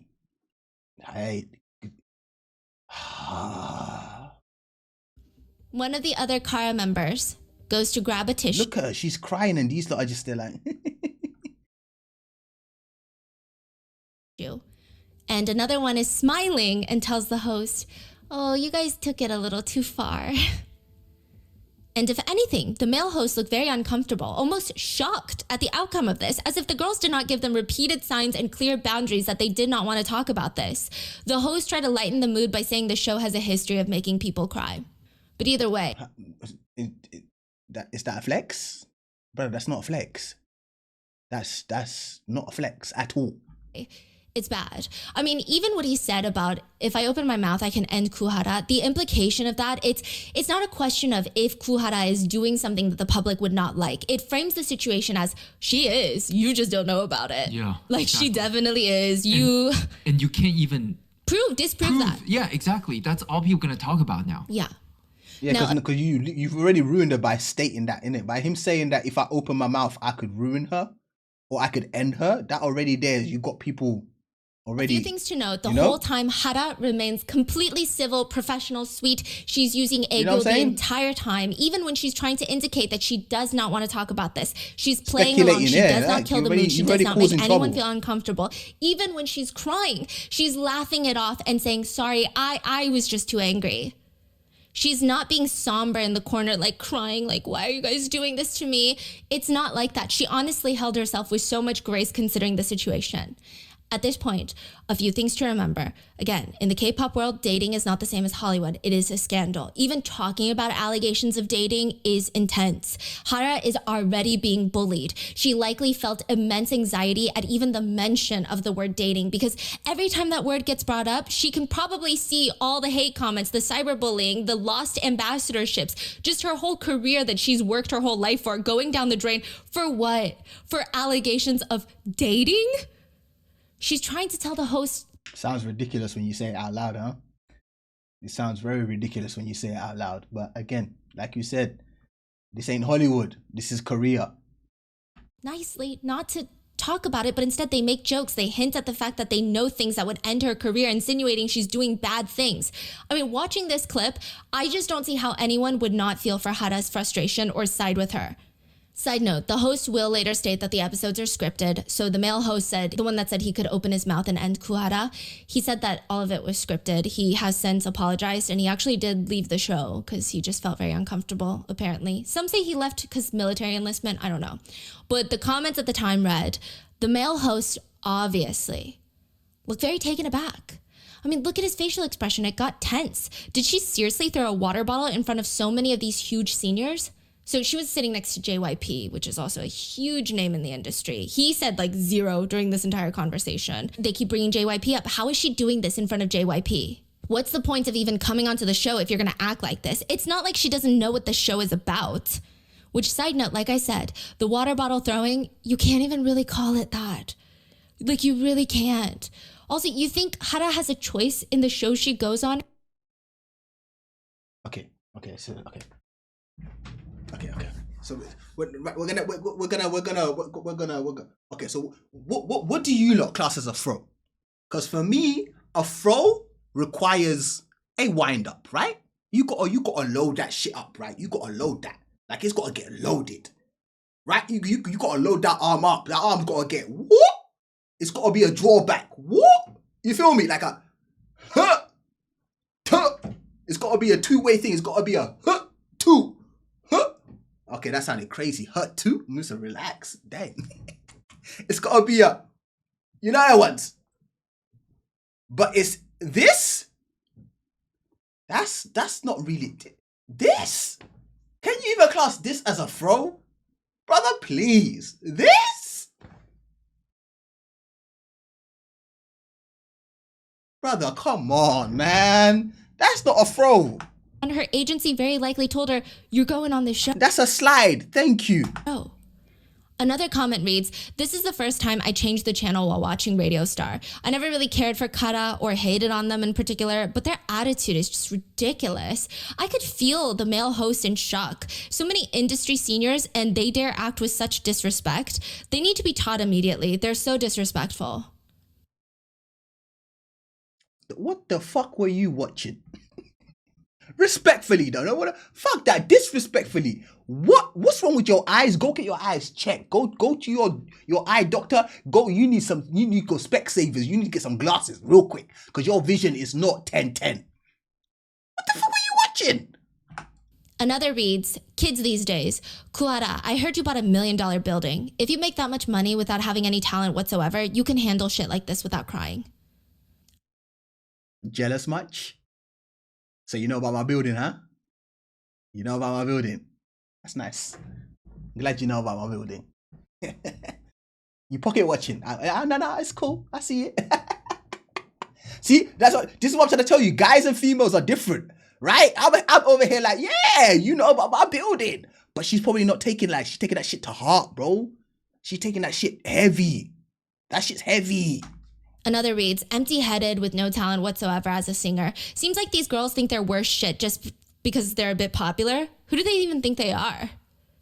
I really am not the type to leave comments like this, but I'm just too angry. Exactly what do these girls think they are to go around acting like this at a place with so many seniors sitting around screaming and crying about their own mistakes, accusing a host of not being proud of his own past? And why is Kuera's face so unnatural? Her eyes are all swollen and it's obvious that she's done some work to her lips. If Hara doesn't want controversy for dating, then please act with some dignity. Please don't ever leave a comment again. I know you say you don't normally do this. There's a reason why you don't normally do this. Don't ever do that again. Because commenting clearly ain't for you. You know what I'm saying? Like, don't. Just stay quiet. Keep doing what you were doing before, and don't comment no more, please. Cried and ruined the entire atmosphere over something that wasn't even a big deal. Obviously, she's hiding something for her to be crying like that. The male MCs, they look so awkward. And who does her fellow Brother, okay.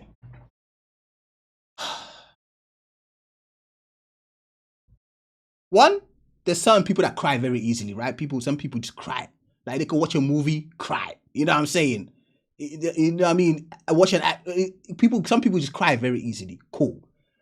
But I think what's more upsetting than something being true about you is when it's a lie, bro. Right? Something can be true about you, you've done it, and it's upsetting still. It hurts to hear, and you're upset. But it's even worse when it's a lie. Brother, when when hundreds and thousands of people are lying on your name, oh my God, bro. Oh my God. I can't even imagine that level of frustration. That many people just lying on my name. Because I could be at home chilling, watching TV, enjoying a good show, just relaxing. Huh? Go on my phone, oh, breaking news. Hara this. You've done this. You've done this. And you're like, but I'm chilling at home, watching TV, relaxing. What? When did I do this? Nah, bro. Hey, when people lie in your name, that shit hurts. I think she is butting in like that, defending her. God, they're such a mess. Lying on someone's name is the worst. Another comment just reads, "You better answer the questions. Do you think you're a princess or something? You need to provide for the pay you're being given." So disrespectful. Cry all you want. Cry for 100 days. Your controversies aren't going away. There was a netizen poll done. So people really just hated her, huh? Nothing upsets me more than when a person says, I know you did it and it's not true. Right? Yeah. That phrase that kills me. I'm not gonna, like for me, I grew up with a mother that put boundaries like straight. She literally said lying is what, like she would rather have you kill her than lie to her. Like that's the person I was raised from. My mom raised me like that. Tell me the truth, even if it kills me. I'd rather get it. Give me the truth. Lying? No. So now when someone lies on your name, oh.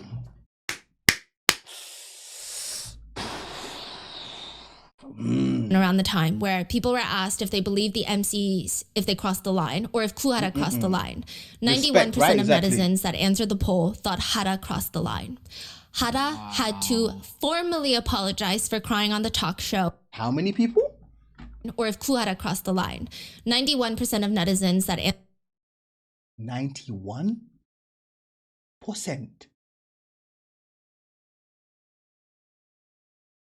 90.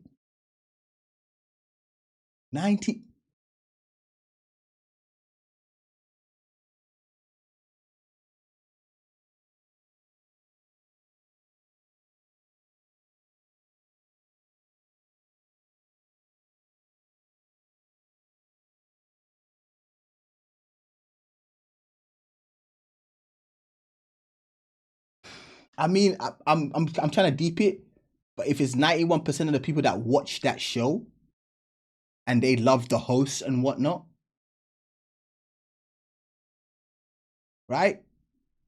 They're obviously gonna go against her, right? Because they're like, we watch the show, we know these people, it's definitely her.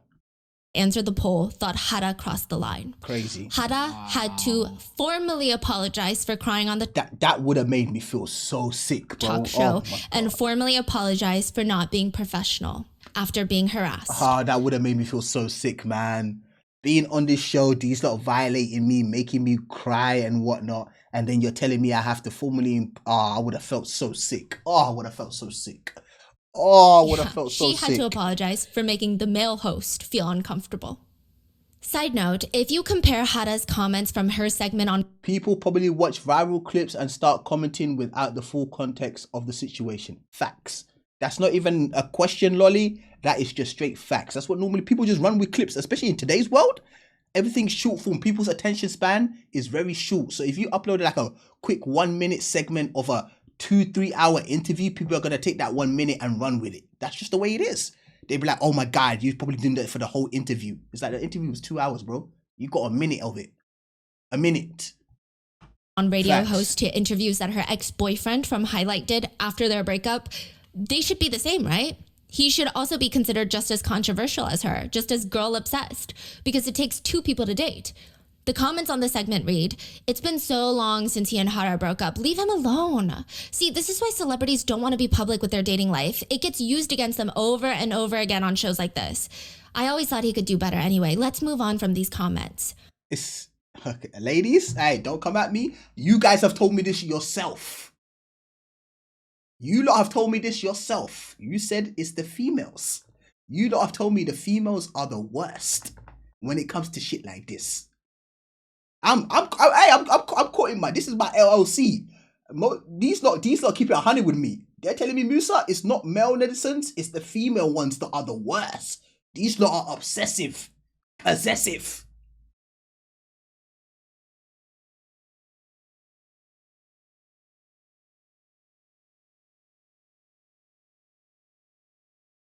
Yeah, 100%. Yeah, unfortunately.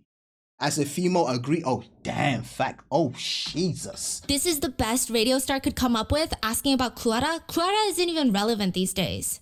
Oh wait, so he went on radio Host as well. But these are the comments. Yes. People are defending him. Yeah. They comment, Chunyoung has achieved so much in his career, and yet they ask him these low-grade questions about his ladies, come on. Ladies, we could do better than this. Come on, ladies, come dating on. life and Hara. Why would the host even think that's appropriate to ask about Hara? How would he feel if someone grilled him about his ex-wife? 5 years after Hara's appearance on Radio Host, in 2018, a new Google trending search result gains traction. You know how if a lot of people Google something, it becomes a trending search? The trending search in South Korea becomes Hara video. The second trending search is Hara video, Hara relationship. There were threads on forums dedicated to the trending search, and they read, "Where can I watch the actual video? I want to see it. Does somebody know where I can find it?" The sick part of all of this is Kuhara never wanted this video to be seen. The quote X video in question is actually revenge explicit material. Videos taken of her doing intimate acts without her consent that she is being blackmailed by. Kuhara filed a police report and news broke, and a lot of netizens, not only do they not feel sympathy for her, but they want to watch it. Now we're living in a sick world. We're living in a sick world, bro. Oh my God. The whole situation with the search trends starts with the assault case between Kuhara and her ex-boyfriend. He's a hairstylist that we are going to be calling CJ. This all starts unraveling September 2018. This is from the beginning of the episode. And I'm going to tell you how it's reported, because during the unraveling of the situation, there were a lot of people switching sides. The tides just keep turning. Obviously, hindsight is 2020, but at the time, I think it's important to note the types of comments that Kuhara is getting throughout this whole situation. Initially, reports start coming out that Kuhara assaulted her boyfriend for breaking up with her. I will say, after this one singular report, Hara receives a lot of hate because, the only report there is as of this point is that she hit her boyfriend. But even then, some netizen comments are just questionable. They write pension, cigarettes, living together, violence. The answer's all there. She's crazy. She just dates nonstop, as if she cares anymore about what the news says about her. She's rich enough to own a building. Another reads, I heard she does drugs, so her boyfriend wants to break up with her and she goes to the extreme to get him to stay.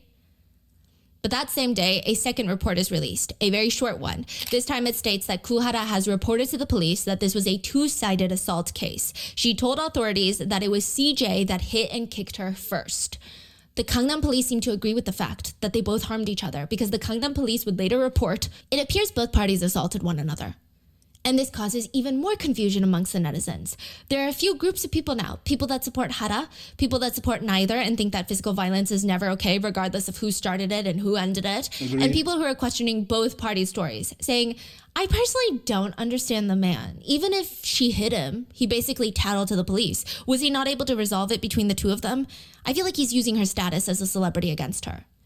Some people start questioning if Hara's boyfriend even hit her. Why? Were they there? Why would they question if Hara was ever hit? That's such a weird thing. Did they receive special anonymous sources? No. They said, let's be real. The boyfriend let her hit him. If he really wanted to beat her back, she'd be hospitalized right now. She doesn't realize how grateful she should be, but instead she's accusing him of assaulting her too.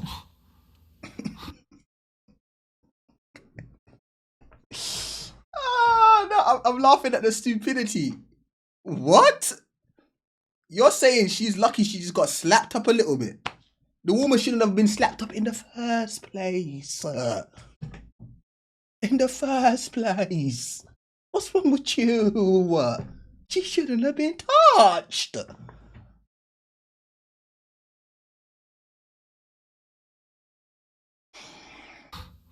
If he really beat her, she'd be hospitalized and his life would be over. That's gender discrimination for ya. Soon, a third report comes out. This report states that Hara is currently in the hospital. She's currently being treated for injuries sustained from the incident with her boyfriend. She's being treated. Almost immediately after that report is released, Hara's boyfriend CJ, the hairdresser, sits down with the news network to share his side of the story. He says, I didn't know that me calling the police for both of our safety would become such a big issue. Some of the news reports are reporting things about me that are just completely... Damn, Hara got some claws in her, huh? Damn. She done fucked you up. False without consent. So I decided to do this interview. I didn't break into Kuhara's house. The passcode for the house is the day we met, and we were using the space together, implying that they moved in together, which is a huge implication in Korean society, before getting married. I'm just shocked by the malicious comments. Currently, I'm unable to receive help from anyone. I don't know what to do. I'm also in pain physically and emotionally. If it's a crime to be the one to request a breakup, then it's my fault. Wait, so being in a relationship in Korea is just... Huh?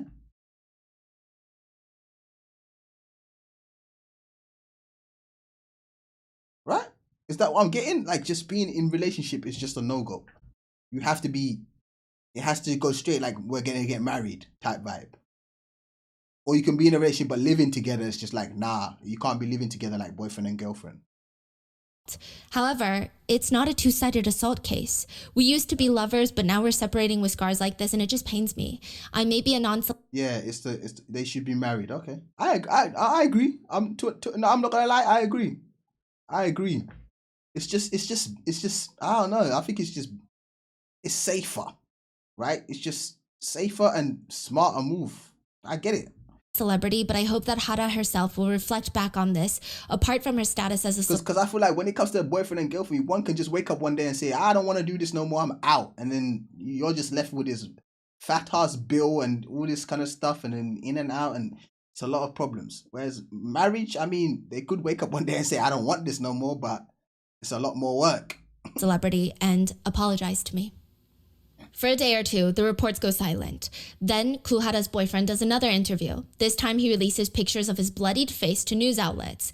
He has 2 scratches on his forehead and one above his eye. They're pretty deep, and they look pretty bloody. The article states he also has a 1.5-inch wound under his eyes, bruises and abrasions on his forearms, and a few injuries on his back. The injuries in the picture, I will say, do look intense, and of course netizens turn on Hara. Along with the pictures, Hara's ex-boyfriend gives another statement. He says, and again, this is his second statement, and we have almost no statements from Hara other than her stating that this was a 2-sided assault case.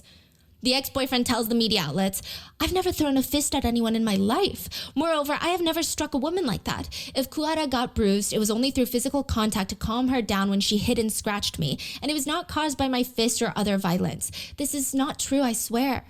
He also complained that his wounds were so deep that it made social life quite difficult.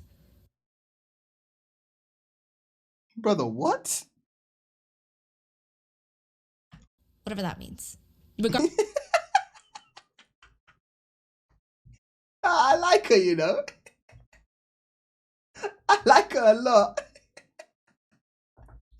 And now she's jokes. I'm like, brother, what? Whatever that means. Regardless, a lot of netizens are upset with Hara. Some even argue that Hara had no injuries listed about her face. She showed up to the police station and she had no injuries on her face. But look at his face, he has injuries. They stated that if 2 people are violently assaulting each other in a domestic violence situation, they will go for each other's faces because it's a heightened emotions. Which means because she has no scars on her face, he didn't assault her. Bullshit. You're telling me he couldn't have just jabbed her straight in the stomach, put her straight to the ground, nah? Which is crazy. People are just exposing themselves as potential domestic abusers because what are you saying? Side note, at this time, Korean news outlets, one of them, they used this picture for the article, which is of Kuhara allegedly assaulting her boyfriend. But the picture is from Kuhara on a variety show, boxing another contestant.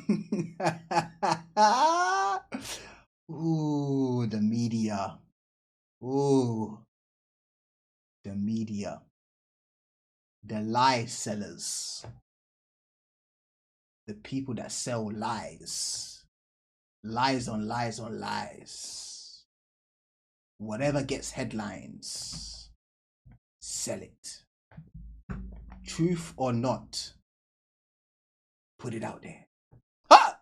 Media. Hey! And it's a mid-action shot where she looks like she's about to punch the other contestant. And I'm sure it's all fun and games. Like, it's within the game parameters. Like, that's what she's supposed to do. But to use that in an article about domestic violence where it's questioned right now who the assaulter is crazy. Yeah. It is. Yeah. Because it's like they're trying to push the narrative that she's at fault, right? Because they're like, look at her. She got boxing skills. Look at the way she's throwing that jab. She could be a victim. She could be the pure assault. We don't know anything at this point, technically. But they use that picture of her. Other netizens speculated that the injuries on CJ are so bad, so strong, that no girl can do that. No skinny K-pop idol can do that. So that leads netizens to believe and openly speculate Kuhara must be on drugs. Drugs give you superhuman strength. That's the only way you can inflict those injuries on a full-grown man.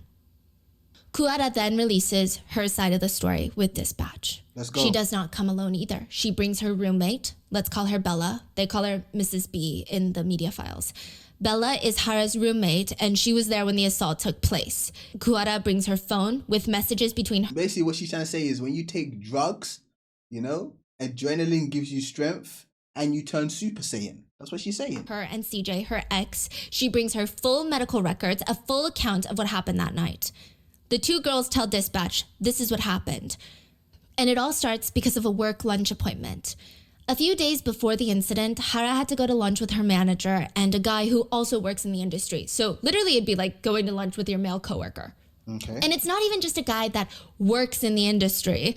She's supposed to do a photo shoot with him. She's not even that close with him. And they had this upcoming photo shoot. So this lunch, they're going over all the details with the manager. But Hara knows the minute she even mentions that another guy is going to be there, that it's not just her and her manager. It's going to be a whole thing. CJ is going to blow it up into some big deal and they're going to fight over it. And she just omits that detail. She tells dispatch, he's usually very good to me. He's caring, but whenever any guys come up, we fight. If I get a call from a close colleague or an oppa, he becomes very scary. He says things that shouldn't be said. I didn't want to fight because of that, so that's why I didn't tell him if there were going to be guys at that meeting. It was the same day. I just didn't want to cause any trouble that day. There's nothing, there's nothing worse than being with an insecure person, bro. Bro, have confidence in yourself, man. Have confidence in yourself. Treat your woman right. And bro, whatever happens, happens at the end of the day, bro. Innit? As long as you're genuinely good to her, you treat her right, you're 100% secure in yourself, you know what I mean, confident in yourself. Bro, after that, it is what it is. You can't control her. You can't be watching her every move and tracking her and whatnot. Like, brother, come on, man. Bella butts in. He was suspicious of even all of her work relationships. He always checked on her by asking, who is he? What are you doing? And if she went drinking, he would say really harsh things, disturbing things that are difficult to hear. Hara would lie because she didn't want to fight, and the vicious cycle would just repeat. See? Again, certain things, people think that they're making things better, right? Who is he? Asking him, what are you doing? Why are you doing this? You're basically asking the person to lie to your face. Because they know how you get when they tell you the truth. Like, think about it, if I come to you, yeah, you ask for the truth, I tell you the truth. How you react to that truth tells me everything I need to know. If I'm gonna carry on telling you the truth or I'm gonna lie to you from now on. And a lot of people fuck that shit up. I'ma keep it a buck. So many people mess that shit up. You want the truth, you get the truth, you fuck it up. Itself. Actually, Hara once tried to break up with him and she wrote a letter saying, let's just end it here. And he burned it in the restroom. In summary, the guy loses his mind if she's around another man and he seems terrifying when he's mad, which is why Kuara tells him she's just going to lunch with her manager. He finds out. He finds out that there's another guy there, and instead of self-reflecting on why his girlfriend might feel the need to lie to him, he blows up. Hara tries to visit him 2 days after the lunch to try and explain to him why she hid it from him, explain the situation, but he doesn't want to hear it. He kicks her out. He does not talk to her for the rest of the day until 12:30 in the morning. CJ gets drunk, shows up at Kuara's house. He gets him. That's a toxic ass relationship, bro. And the scary thing is, there's a lot of people that are in situations like this right now. Toxic ass relationships, bro. Toxic, bro. And again, they won't see it because they're so in it. Like, you try to advise, like, yo, brother, your relationship's caca, your relationship's shit. I can't even call it a relationship. You lot argue every day? Every day there's this, back and forth. Hi. That's not normal, you know. I know sometimes you be watching these shows, Desperate Housewives and whatnot, and thinking that shit's normal. To be yappa every day? That's not normal, bro. It's not. Through the front door because he knows her house key code. Most Korean residences have a keypad instead of a key. He punches in the code, lets himself in, and starts looking for Kuara. Hara's sleeping in her roommate's room that night. They both just fell asleep, talking to each other, hanging out. He finds her, and he's standing over the two girls, and he starts using his foot to kick Hara. He's pissed. He's kicking her nonstop. Are you sleeping? You're able to really sleep right now, huh? The roommate, Bella, wakes up, but it's so uncomfortable, so she just pretends to still be asleep. And she says that he sounded very, very drunk. Eventually, Hara gets up and tries to talk to him, but he's getting very emotional. The two of them leave the roommate's room to figure it out in private, and Bella can hear them. And at first, it sounds like muffling. I will say this. One thing that does scare me about Korea because I'm a person, I don't drink, right? Drinking alcohol, never. Like, it's never been my thing. And how normal it is in Korea to be walking around drunk out your mind, that shit scares me, bro.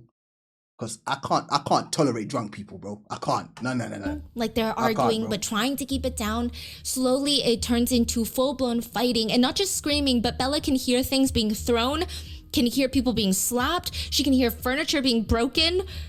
Outside, CJ is grabbing Hara by the hair, throwing her around. Hara is fighting back, trying to get him off of her. He has scratches Yeah, that's why I won't travel alone. Yeah. on his face. He throws Hara up against the wall and throws a pretty big air purifier at her, which air purifiers are the size of small carry-on suitcases, like the one it's pictured. They're not small little humidifiers. He starts pushing her, swearing at her, and Hara fights back. She screams, "Who are you to push me? Who are you to curse at me?" Which I think in English, it sounds very much like, "Who are you? I'm better than you. Who are you? You're nothing," right? But in Korean, it's a little bit different. There's some missing context. It's typically used more in the sense of, "No, I'm not going to put up with this treatment." Like, it's almost like self-talk. Yeah. It's like, "Who are you? Like, I'm not going to take this from someone. I'm not going to do this. I'm going to stand up." Because certain situations you can't directly translate because it sounds weird, you know, or it sounds arrogant, or it sounds whatever, right? You can't directly translate everything because it's people use culture, vibes, and all that stuff. People use certain words in different ways. Then I'm better than you. Who are you? Like, it's not like that, but he does kind of try to spin it like that later. Bella rushes out of the room, and Bella sees in Hara's room the whiteboard on the wall knocked off. The door is broken. The air purifier is partially broken. Hara's face is swollen. Her jaw looks messed up. Her arms and legs are swollen and scratched. And CJ tells Hara, "I'm going to f you over. I'm going to make sure your career's over." Eventually, things calm down, enough so that CJ starts gathering up all of his stuff. He starts making his way down to his car. And to back that up, there is CCTV footage of both of them in the elevator at around 1:20 in the morning. They're both standing in the elevator, somewhat analyzing their wounds in the elevator mirrors. CJ is carrying luggage, and again, presumably his luggage after breaking up with Hara, and he's smoking a cigarette in the elevator, which, side note, a lot of K-netizens pick up on this detail. So first of all, you're not allowed to smoke in elevators. And second of all, in Korean culture, it's just considered a man who smokes in front of a woman, especially a romantic partner, unless that woman smokes, it's a very stereotypical guy image you get. Like, it's a very specific man who does that. And he's just like smoking in the elevator in front of her. It's just, it's kind of like, I guess, a trashy look. So that's that. Did he not just, he even dropped the cigarette right there and just look, I think he just look. He dropped it on the floor and stepped on it, no? Sad. Watch. He's just like smoking in the elevator in front of her. It's just, and he steps on kind it. of like, I guess, a trashy look. Bro. So that gets used as evidence later, but I'm just bringing it up because there's a lot of discourse. Anyway, CCTV footage shows them heading into the parking lot where CJ gets into his car, turns it on, and he just sits in his car idling for a little bit. He's sitting there at 1:26 a.m. sending an email. Keep this detail in mind. This email is very important. No way. Then he drives off and texts Hara once he's gone. He just texts her, no words, 2 files, 2 video files. The first one is a 30-second clip of them being intimate, then another 8-second clip. It is a threat without words. Yeah, it's a threat without words, but he tries to spin it. Just wait. Hara does not respond because she's busy calling the guy that she had lunch with, the male coworker. There's a lot to unpack here, but it appears that him sending this message to her, sending her the videos after their fight, it's definitely a, "Hey, look, I'm gonna spread these. Look what I have over you." Why does Hara immediately call the guy that she and her manager had lunch with? Because previously, CJ told her that he wants both of them, Hara and the guy coworker, to get on their knees and beg him for forgiveness for that lunch. Hara is trying to give this unhinged blackmailer what he wants because he's threatening her. But because she's calling this guy... Wait. There's no way you're telling me you're calling next man to tell him and come and get down on your knees in front of my ex-boyfriend and beg for forgiveness. What the? He ain't doing that. I can promise you on everything, he ain't doing that. He's not doing that. Who is your boyfriend? What? Hell no. She's not responding to his text messages, and every time CJ calls her, her phone has a busy tone, and he texts her a few minutes later. You're like a real estate agent, unreachable. I'm wondering why I have to wait. You said to come. I can come to you. Never mind. My trust was broken because I can't reach you. So you're just gonna leave? You told me to make the call to the guy. You sure are on your phone for a long time. Squiggle, squiggle, like he's trying to make it very passive aggressive. Wait, so at this point, Gohara is trying to call the guy To come. to apologize to him? I'm sure she's trying to explain, and this would be like the world's biggest favor, and I'm sure as like a fellow... Stop that. World's biggest favor. Stop that. Hey, we co-workers, bro. I don't know you like that, bro. I'm gonna keep it a buck. I don't know you like that. I'm not getting on my knees for no next man, bro. I'm gonna just keep it a buck with you. Whatever you two got going on, figure that shit out. Don't involve me. Your man's insecure, that's on him, bro. That's his problem. That's not my problem. I ain't getting down on no knees for no man, bro. Fuck that. industry professional, he probably would have. Yeah, because but that just shows how desperate she was. Hey, there's desperate and then there's asking that. Fuck no. even calls the head of her Nah. former agency, but it's like 2 a.m. No one's I'm not picking doing up. it. She said, you told me to tell him the whole story so he would come and kneel. Let's meet and talk. He said he's coming. He said he's almost arriving. Talk? I don't want to talk. Why should I talk? Like I said, I'll have he's him an kneel asshole. before you. What difference would that make? You said that's Oh, he's an asshole. Oh, what you want. God. CJ then sends a picture of a scratch on his forehead, and he continues to make sarcastic remarks. He also sends a photo of him calling her and she's not picking up. He texts, looks like you're busy. You said let's meet. I guess I'll just do my own thing from now on then. So sorry, do we know who he is? Oh yeah. He's Choi Jung-bum. He's a hairstylist in Gangnam. His information is out there? Oh yeah. Is he still out and about? He was, but now he's like pretty under the radar. But there's nothing, he's not like charged with anything though. He does later. He gets charged, yeah. But it's a whole thing. The judge is crazy. Everybody's crazy. Like, it's never ending. Just when you think, Everyone's crazy. well, I'm justice dead. came late, but maybe we'll get some justice. No. She texts, where are you? I'll come to you. He sends a picture of his face. Even if I wash my face, I can't go to work thanks to you. Oh, sorry. You're probably meeting that guy of yours. Sorry to interrupt your nightlife. I just wanted to ask you what I should do about my face. Now, boyfriend is the right word. No, boyfriend is the right word, man. Because he's a kid. This ain't a man. This ain't a man, bro. He's a kid. He's a little child. He's a little child. There's no way, bro. There ain't no grown man talking like this, bro. What the fuck? She doesn't respond, and 2 minutes later, he texts again. Hello? If you don't respond, I'm just gonna go to the police. He ends up coming back to her place, and she does indeed get on her knees as evidenced by the CCTV footage. The guy friend does not show up. I don't know if she told him not to. I don't know if he was still on his way. But he calls the police and accuses her of being an abuser anyway. He conveniently makes no mention of his blackmailing or threats. Kuara states, the video and pictures were taken without her consent or awareness.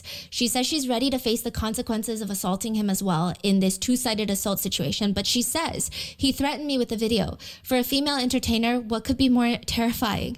I acknowledge the hurt I caused. I will be punished for it, but what about the other hurt he caused me? He's a blackmailer. Her medical records also that she gave to Dispatch, which is saying a lot on how desperate she was to get the truth out there. Dispatch is a tabloid that ruins people's lives. The fact that she trusted them and went to them is like, she is truly just like trying to get the news out there. Mm-hmm. She's like, please, someone needs to believe me. Because, tabloids, celebrities, they have very tense relationships. Mm-hmm. Doctors listed on the reports that Hara suffered from uterus and vaginal bleeding, multiple forearm sprains, seizures, and more. The vaginal bleeding is unexplained, whether it's from trauma or from any other condition, but it is stated in her records. Dispatch releases pictures that shows all the bruises on her arms, legs, wrist, hands, knees, ankles. It's pretty intense. The bruises aren't even just brown. They're bright red, like blood blotches all over her body. And for the few netizens that still don't like Hara for some bizarre reason, further proof that she's telling the truth, CJ, Hara's ex-boyfriend, sent 2 emails to Dispatch, the same tabloid, that night. Hara came out with the piece through, Dispatch. and then he reached out. No, he reached out during the assault. Right, the right. night of the assault. And then later, Hara went to dispatch, and dispatch was like, you know what? We trust you also because of this. Okay. And they're like, one of the emails that they received from her ex-boyfriend was at 1:26 a.m. that night before the police are called. This is when he first gets into the car to leave, and he's sitting in the parking lot idling. An email to tabloid dispatch reads, I have a report to make about Kuhara. Please give me a call. The second Hara's so strong she is, man. Because right now, but this is an hour and 30 minutes, and she's been talking about her pretty much since the very beginning, bro. Like, and I know that she probably went through way more than everything that she's explaining. This is just a few incidents.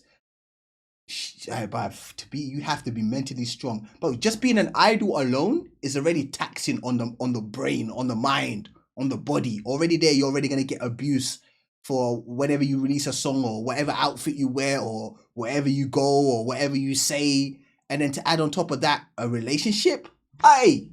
Or should I say relationships that they're putting out there saying, oh, she did this, she did that, which is not true.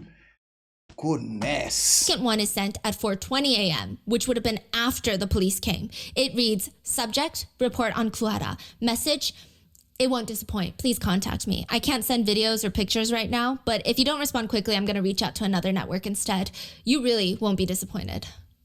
I will say at this point, either netizens don't know about what's going on, or they're not keeping up with the news, or they're on Kuhara's side. I would imagine if somebody is not, they need a lot of self-reflection. But CJ does not stop. He's on... And that's also another reason why I respect the idols that end up like being idols and end up stopping. Because they know who they are and know where they're like, their limits at, right? They're like, okay, I wanted this. I thought I wanted this, but I really didn't want this. I'm out. I respect it. I respect those ones that do that, bro. Because you're keeping it 100 with yourself. They're like, nah, my mental health is more important. I tried it, did it for a couple years. Not for me. Next.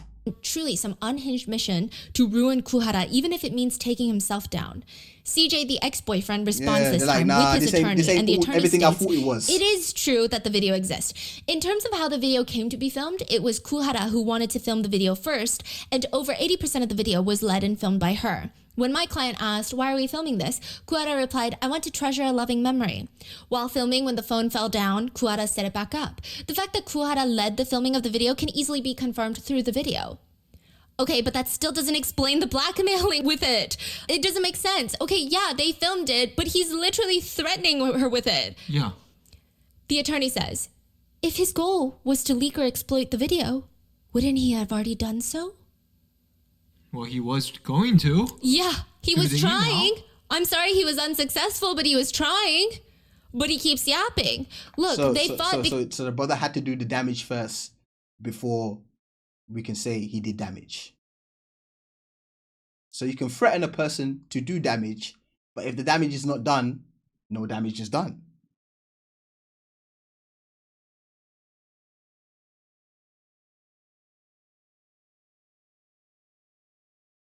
I don't know about all that.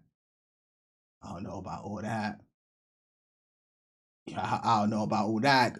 No, innit? Mental damage. You're basically saying to me, sleep with one eye open for the rest of your life. Because this person's got this over your head. And we know they've got it, but they haven't released it to nobody. So you're cool. You're fine. You're safe. You're safe. Right? Could you, that shit's crazy to me. Right? I'm going to sleep, by the way. Oh, yeah, but there's a bomb underneath your bed. Like, there's a thing that's underneath your bed that could explode at any time. But, yeah, sleep well. What? Sorry, what did you say? There's a what underneath my bed? It can go off what? Anytime. But because it hasn't gone off, I'm safe? Oh, hell no. Nah. I ain't sleeping, bro. I'm not sleeping. You think I'm sleeping on that bed? Nah. Because of Kuara's lies and issues with I am men. not When my sleeping on client that stated shit. that he was leaving Kuara because of her lies, she started the fight by grabbing him and saying, "Who are you to leave me?"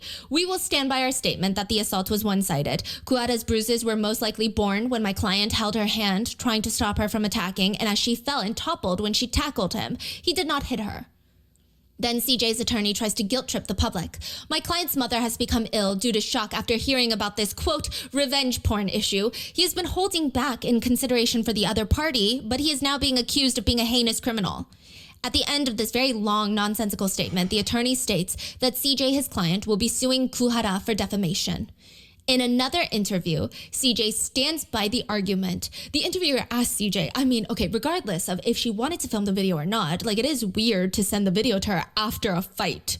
With no other accompanying message, how is a woman going to interpret that? He defends himself and said, the reason for sending it is, like I said before, it wasn't like I was trying to do something with it. She took it herself, right? And basically, after the fight, I was consolidating my files and I was deleting files and I was like, okay, I guess I should just send this to her because she's the one. Oh, you can lie. Hey! Brother, you can lie.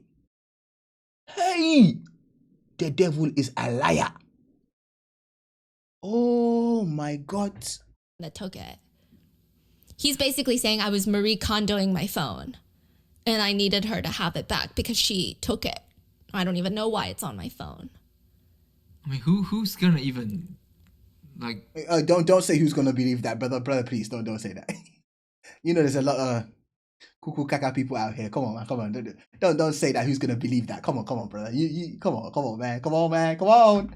buy into any of this? Come on. The police. Yeah, there you go. See? The police agree with CJ. See? During the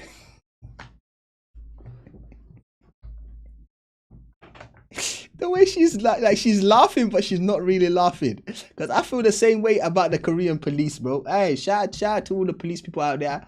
I respect it, you know what I mean? It's a hard job, but a lot of you are full of shit. A lot of you don't know how to do your jobs, bro. Oh my God, the amount of K-dramas I've watched, you lot are shit at your jobs.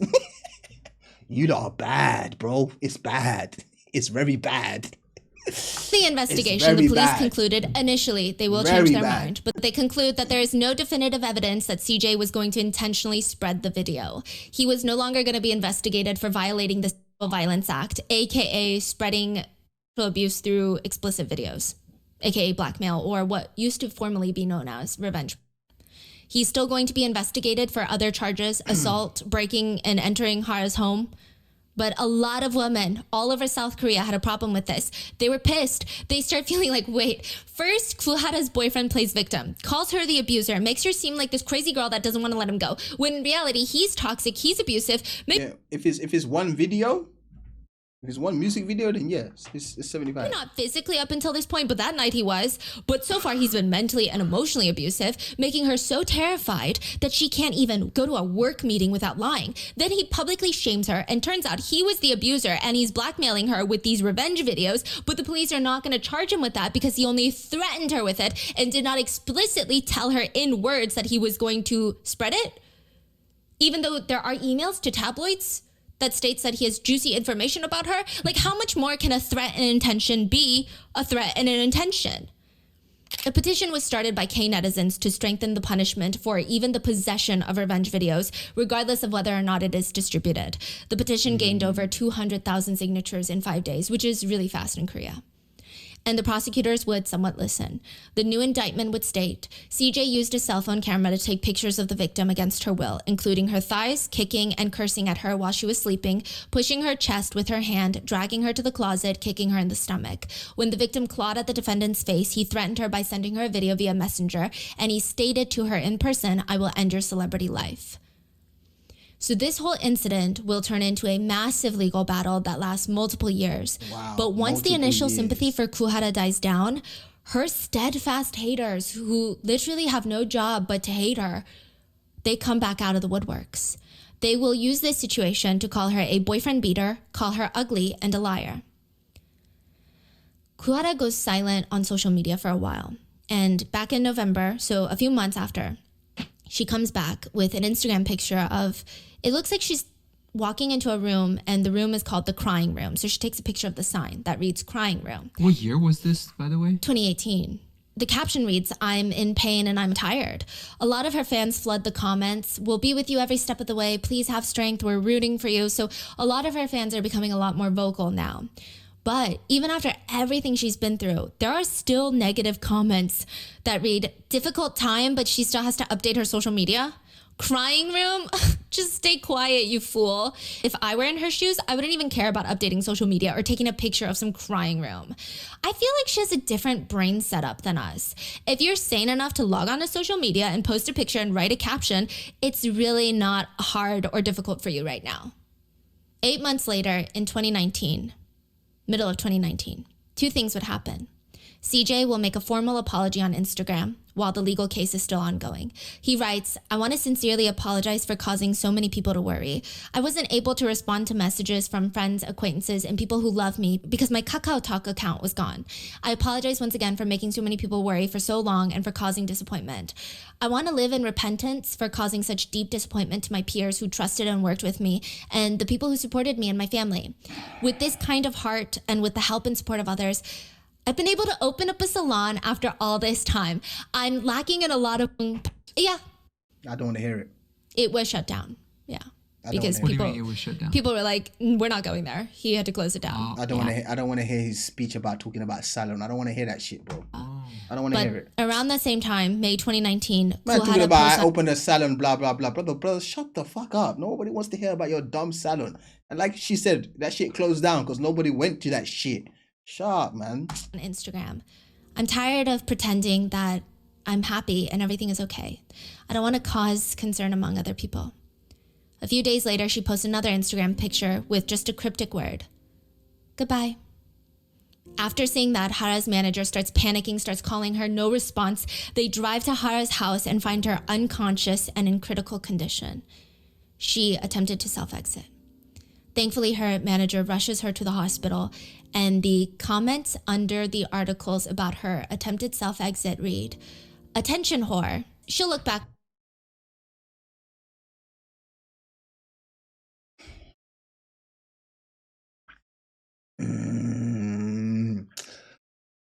Oh. Ah.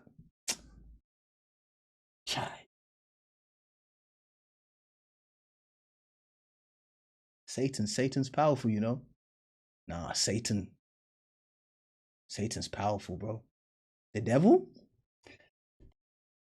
The devil don't sleep, man. Devil's always at work. Always at work. On this in a few Don't years sleep. and cringe at herself. The true attention whores never actually die. They feel satisfied with the attention they get from it. No point in worrying about celebrities. They're all rich and live well. They only appear once in a while when they need attention. 2 days after the incident, Hara is basically forced to make a public apology. She says to the media and to the public, I'm sorry for causing concerns and causing a big deal. In terms of health, I am recovering. I had been in agony over a number of overlapping issues, but from now on, I will strengthen my heart and try to be healthy. And I'm sorry and thank you. I will overcome it harder and show you the best version of me. While all of this is happening to Kuhara in 2019, reporter King is still going through all the USB files. So now the timelines have merged. Kuhara attempts to self-exit. Reporter King is going through JJY's phones, and she's releasing a few little articles about Burning Sun, but like the full death of Burning Sun is not uncovered yet. She's deep in trying to figure out who the police official is, because there's clear evidence in the chat rooms that they know someone in power that's pulling strings for them. One chat reads, and this seems from context clues to be— Brother, nothing. Let me keep it a buck with you. I think everyone here knows this. Nothing like this lasts for years and years and years without some type of policeman being involved. It's just not possible. It's the same with drug dealers. The only reason why certain drug dealers are still on road is because they know a special someone in some police force type shit that gets paid off on the side, and that's why they keep running their business. Right? It's just the reality. Be about We all know maybe a this. drunk driving issue from Choi from FT Island. He texts into the chat. I got a call earlier from Yongsan, the police station.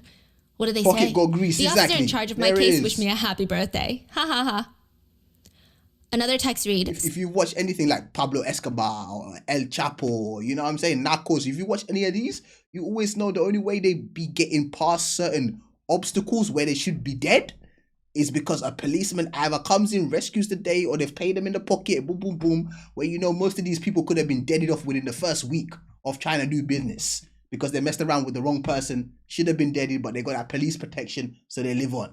Some It's the way came it in is. and took a shitload of photos of the interior of Burning Sun yesterday and snitched on us. But the police prosecutor general said they're snitching because they're jealous, so don't worry about it. He's gonna sort it all out for us. Hee hee. Reporter Kang, she's already released a few articles about the chat rooms, but right now, finding out who their inside connection in the police is the most important part. It's such a crucial part of the investigation. They can't go to the police with the evidence of the chat rooms until they figure out who these officers are and which departments are involved, because if they hand over the evidence now, the police might just cover it up. There's too much on the line to take a chance like that. In 2019, reporter Kang is sitting there pulling her hair out, trying to figure out who this police officer is, when her phone rings. Hello? There's a soft voice on the other end. Hello, reporter Kang? This is Hara. A K-pop idol reaching out to a reporter is unheard of. And for what? To help. Hara said she wants to help. Hara tells reporter Kang that she read the articles recently released about Seung You can see in her eyes that she's about to cry, right? She's getting very emotional now. Lee, JJY, and Choi. She knew them. They were all friends at one point, and they used to come over to her house and hang out. And she didn't realize at that point, but she does remember now seeing some things on their phone. And it just was weird. Like, I don't think she saw anything crazy, but she was just like, I don't know, the vibes were weird. And I guess with your articles, it just clicked. And I do think something is going on. I think you're right about it. Reporter Kang had never had a K-pop star talk so frankly with her. Usually their image is so tightly managed, they don't speak without attorneys or without a prepared... Brother, this woman's ready to take her life. At this point, she don't give a fuck anymore. And that's what, I'm not gonna lie, that's one of the scariest people ever. When someone genuinely does not give a fuck anymore, oh my goodness, watch out. Oh Lord, watch out. Oh my God. Statement they don't deviate from. Maybe it's something in Hara that makes reporter Kang just trust her. Scary. Because technically they she got could no have been fear. told by They the don't give a guys to fuck no call more. if they're all friends. But reporter Kang trusts her, and she says, to be honest, Hara, I am not getting anywhere with this case. No one's taking my calls. Hara is quiet and says, well, I want to help. I don't know how much of a help I can be, but I want to help. There is something Hara can do for reporter Kang. She needs a name. The name of the police official. It's never mentioned in the messages. Clearly, reporter Kang can't ask the police. She can't ask sources without tipping these involved off. She can't ask the parties involved, obviously, like they're going to tell her. She tells Hara, in the Kakao messages, they keep referring to a police contact that makes their problems magically go away. Someone they call the police prosecutor general. He helped with drunk driving charges and other fines, just making them vanish. Can you get me the name of the police official? Hara is rather friendly with most of the idols involved, and this is before she knew what they were doing with Burning Sun. I mean, it's a small industry, so everyone was kind of friendly with them. But she was actually pretty good friends with Choi from FD Island, who is also involved in the chat rooms. They were close even during their training days, and likely they probably trauma bonded through what they had to go through to become idols. And I'm sure Hara, even after what she went through with her own situation with her ex-boyfriend, she likely has a lot of sense of feelings of betrayal for what Choi is accused of doing at this point, because this is her friend. He's a good friend that's accused of committing very similar acts to what her boyfriend did to her. It's a lot to deal with, but she tells reporter Kang she's gonna get Choi on the phone and they can record it. Hara manages to get Choi on the phone and tells him, she doesn't lie to him, she doesn't secretly record him, she convinces him to tell journalist Kang what he knows about the police official. She tells him, I can help you, tell the reporter everything you know. Reporter Kang speaks. It appears he's someone very high up. Choi says, yeah, we actually met once and played a round of golf together. I heard he's currently at the presidential residence working for the president. He did work for the police. It's a police officer named... That high? That high? That high? It can only be that high. That high? Yoo Kyung-gyun. Side note, I don't want anyone to think Choi messed up, but here he is willing to talk to a reporter and maybe showing remorse. No, it's very clear Hara is the one that made him admit it. Reporter Kang was able to record the conversation, and this was the big break in the case. Kang's reporting on the police officer with connections to the president's office that's helping out K-pop stars who are under investigation for crazy crimes. After that report, a wide police investigation ensues, and the Burning Sun investigation would only grow bigger from there. But reporter Kang cannot help but wonder, Why would Kuhara help her? I mean, don't get me wrong, she's forever grateful, but people in Hara's shoes probably would not, especially right now, not too long after her self-exit attempt, after her countless battles with the media depicting her in this horrendous false light. Why would she reach out to reporter Kang? To have someone in the industry, the inside world, calling a reporter who's in the middle of bringing so many of those people in that industry down, that's a big deal. Reporter Kang said, yeah, it can have been easy for a celebrity to just cold call a reporter the way she did. Hara was incredibly down to earth and brave. I was so grateful she was courageous enough to ask around for my contact number and reach out to me first. She said she wanted to help in any way to reveal the truth, and she was a really, really big help to us. What stays with me is that Hara was the one that persuaded Choi to talk to me. And within a few months, Kuhara would be dead. And reporter Kang, along with the rest of the public, could not help but notice some very sick parallels in Kuhara's life and her friend Soli's life, two of the most hated K-pop idols at the time, and the parallels between their scandals, their life, their career, compared to Seungri, JJY, and Choi, some of the most beloved K-pop idols of the time, and how the ones that are actually worthy of love do not get it until it's too late. This is part 1 of this episode. Part 2 will be uploaded on Sunday, where we will cover the new updates of Burning Sun, how all the guys are trying to make a comeback, and the deaths of both Sully and Kuhara. Chai! So please stay safe, and I will see you guys in the next one. That shit was heavy, man. I need to go lift some weights. Right now, I gotta go lift some weights, man. I gotta take out some tension because woo, shit's heavy, bro. Oh my god. Nah, it's a sick world we live in. Sick, sick world we live in. Oh god.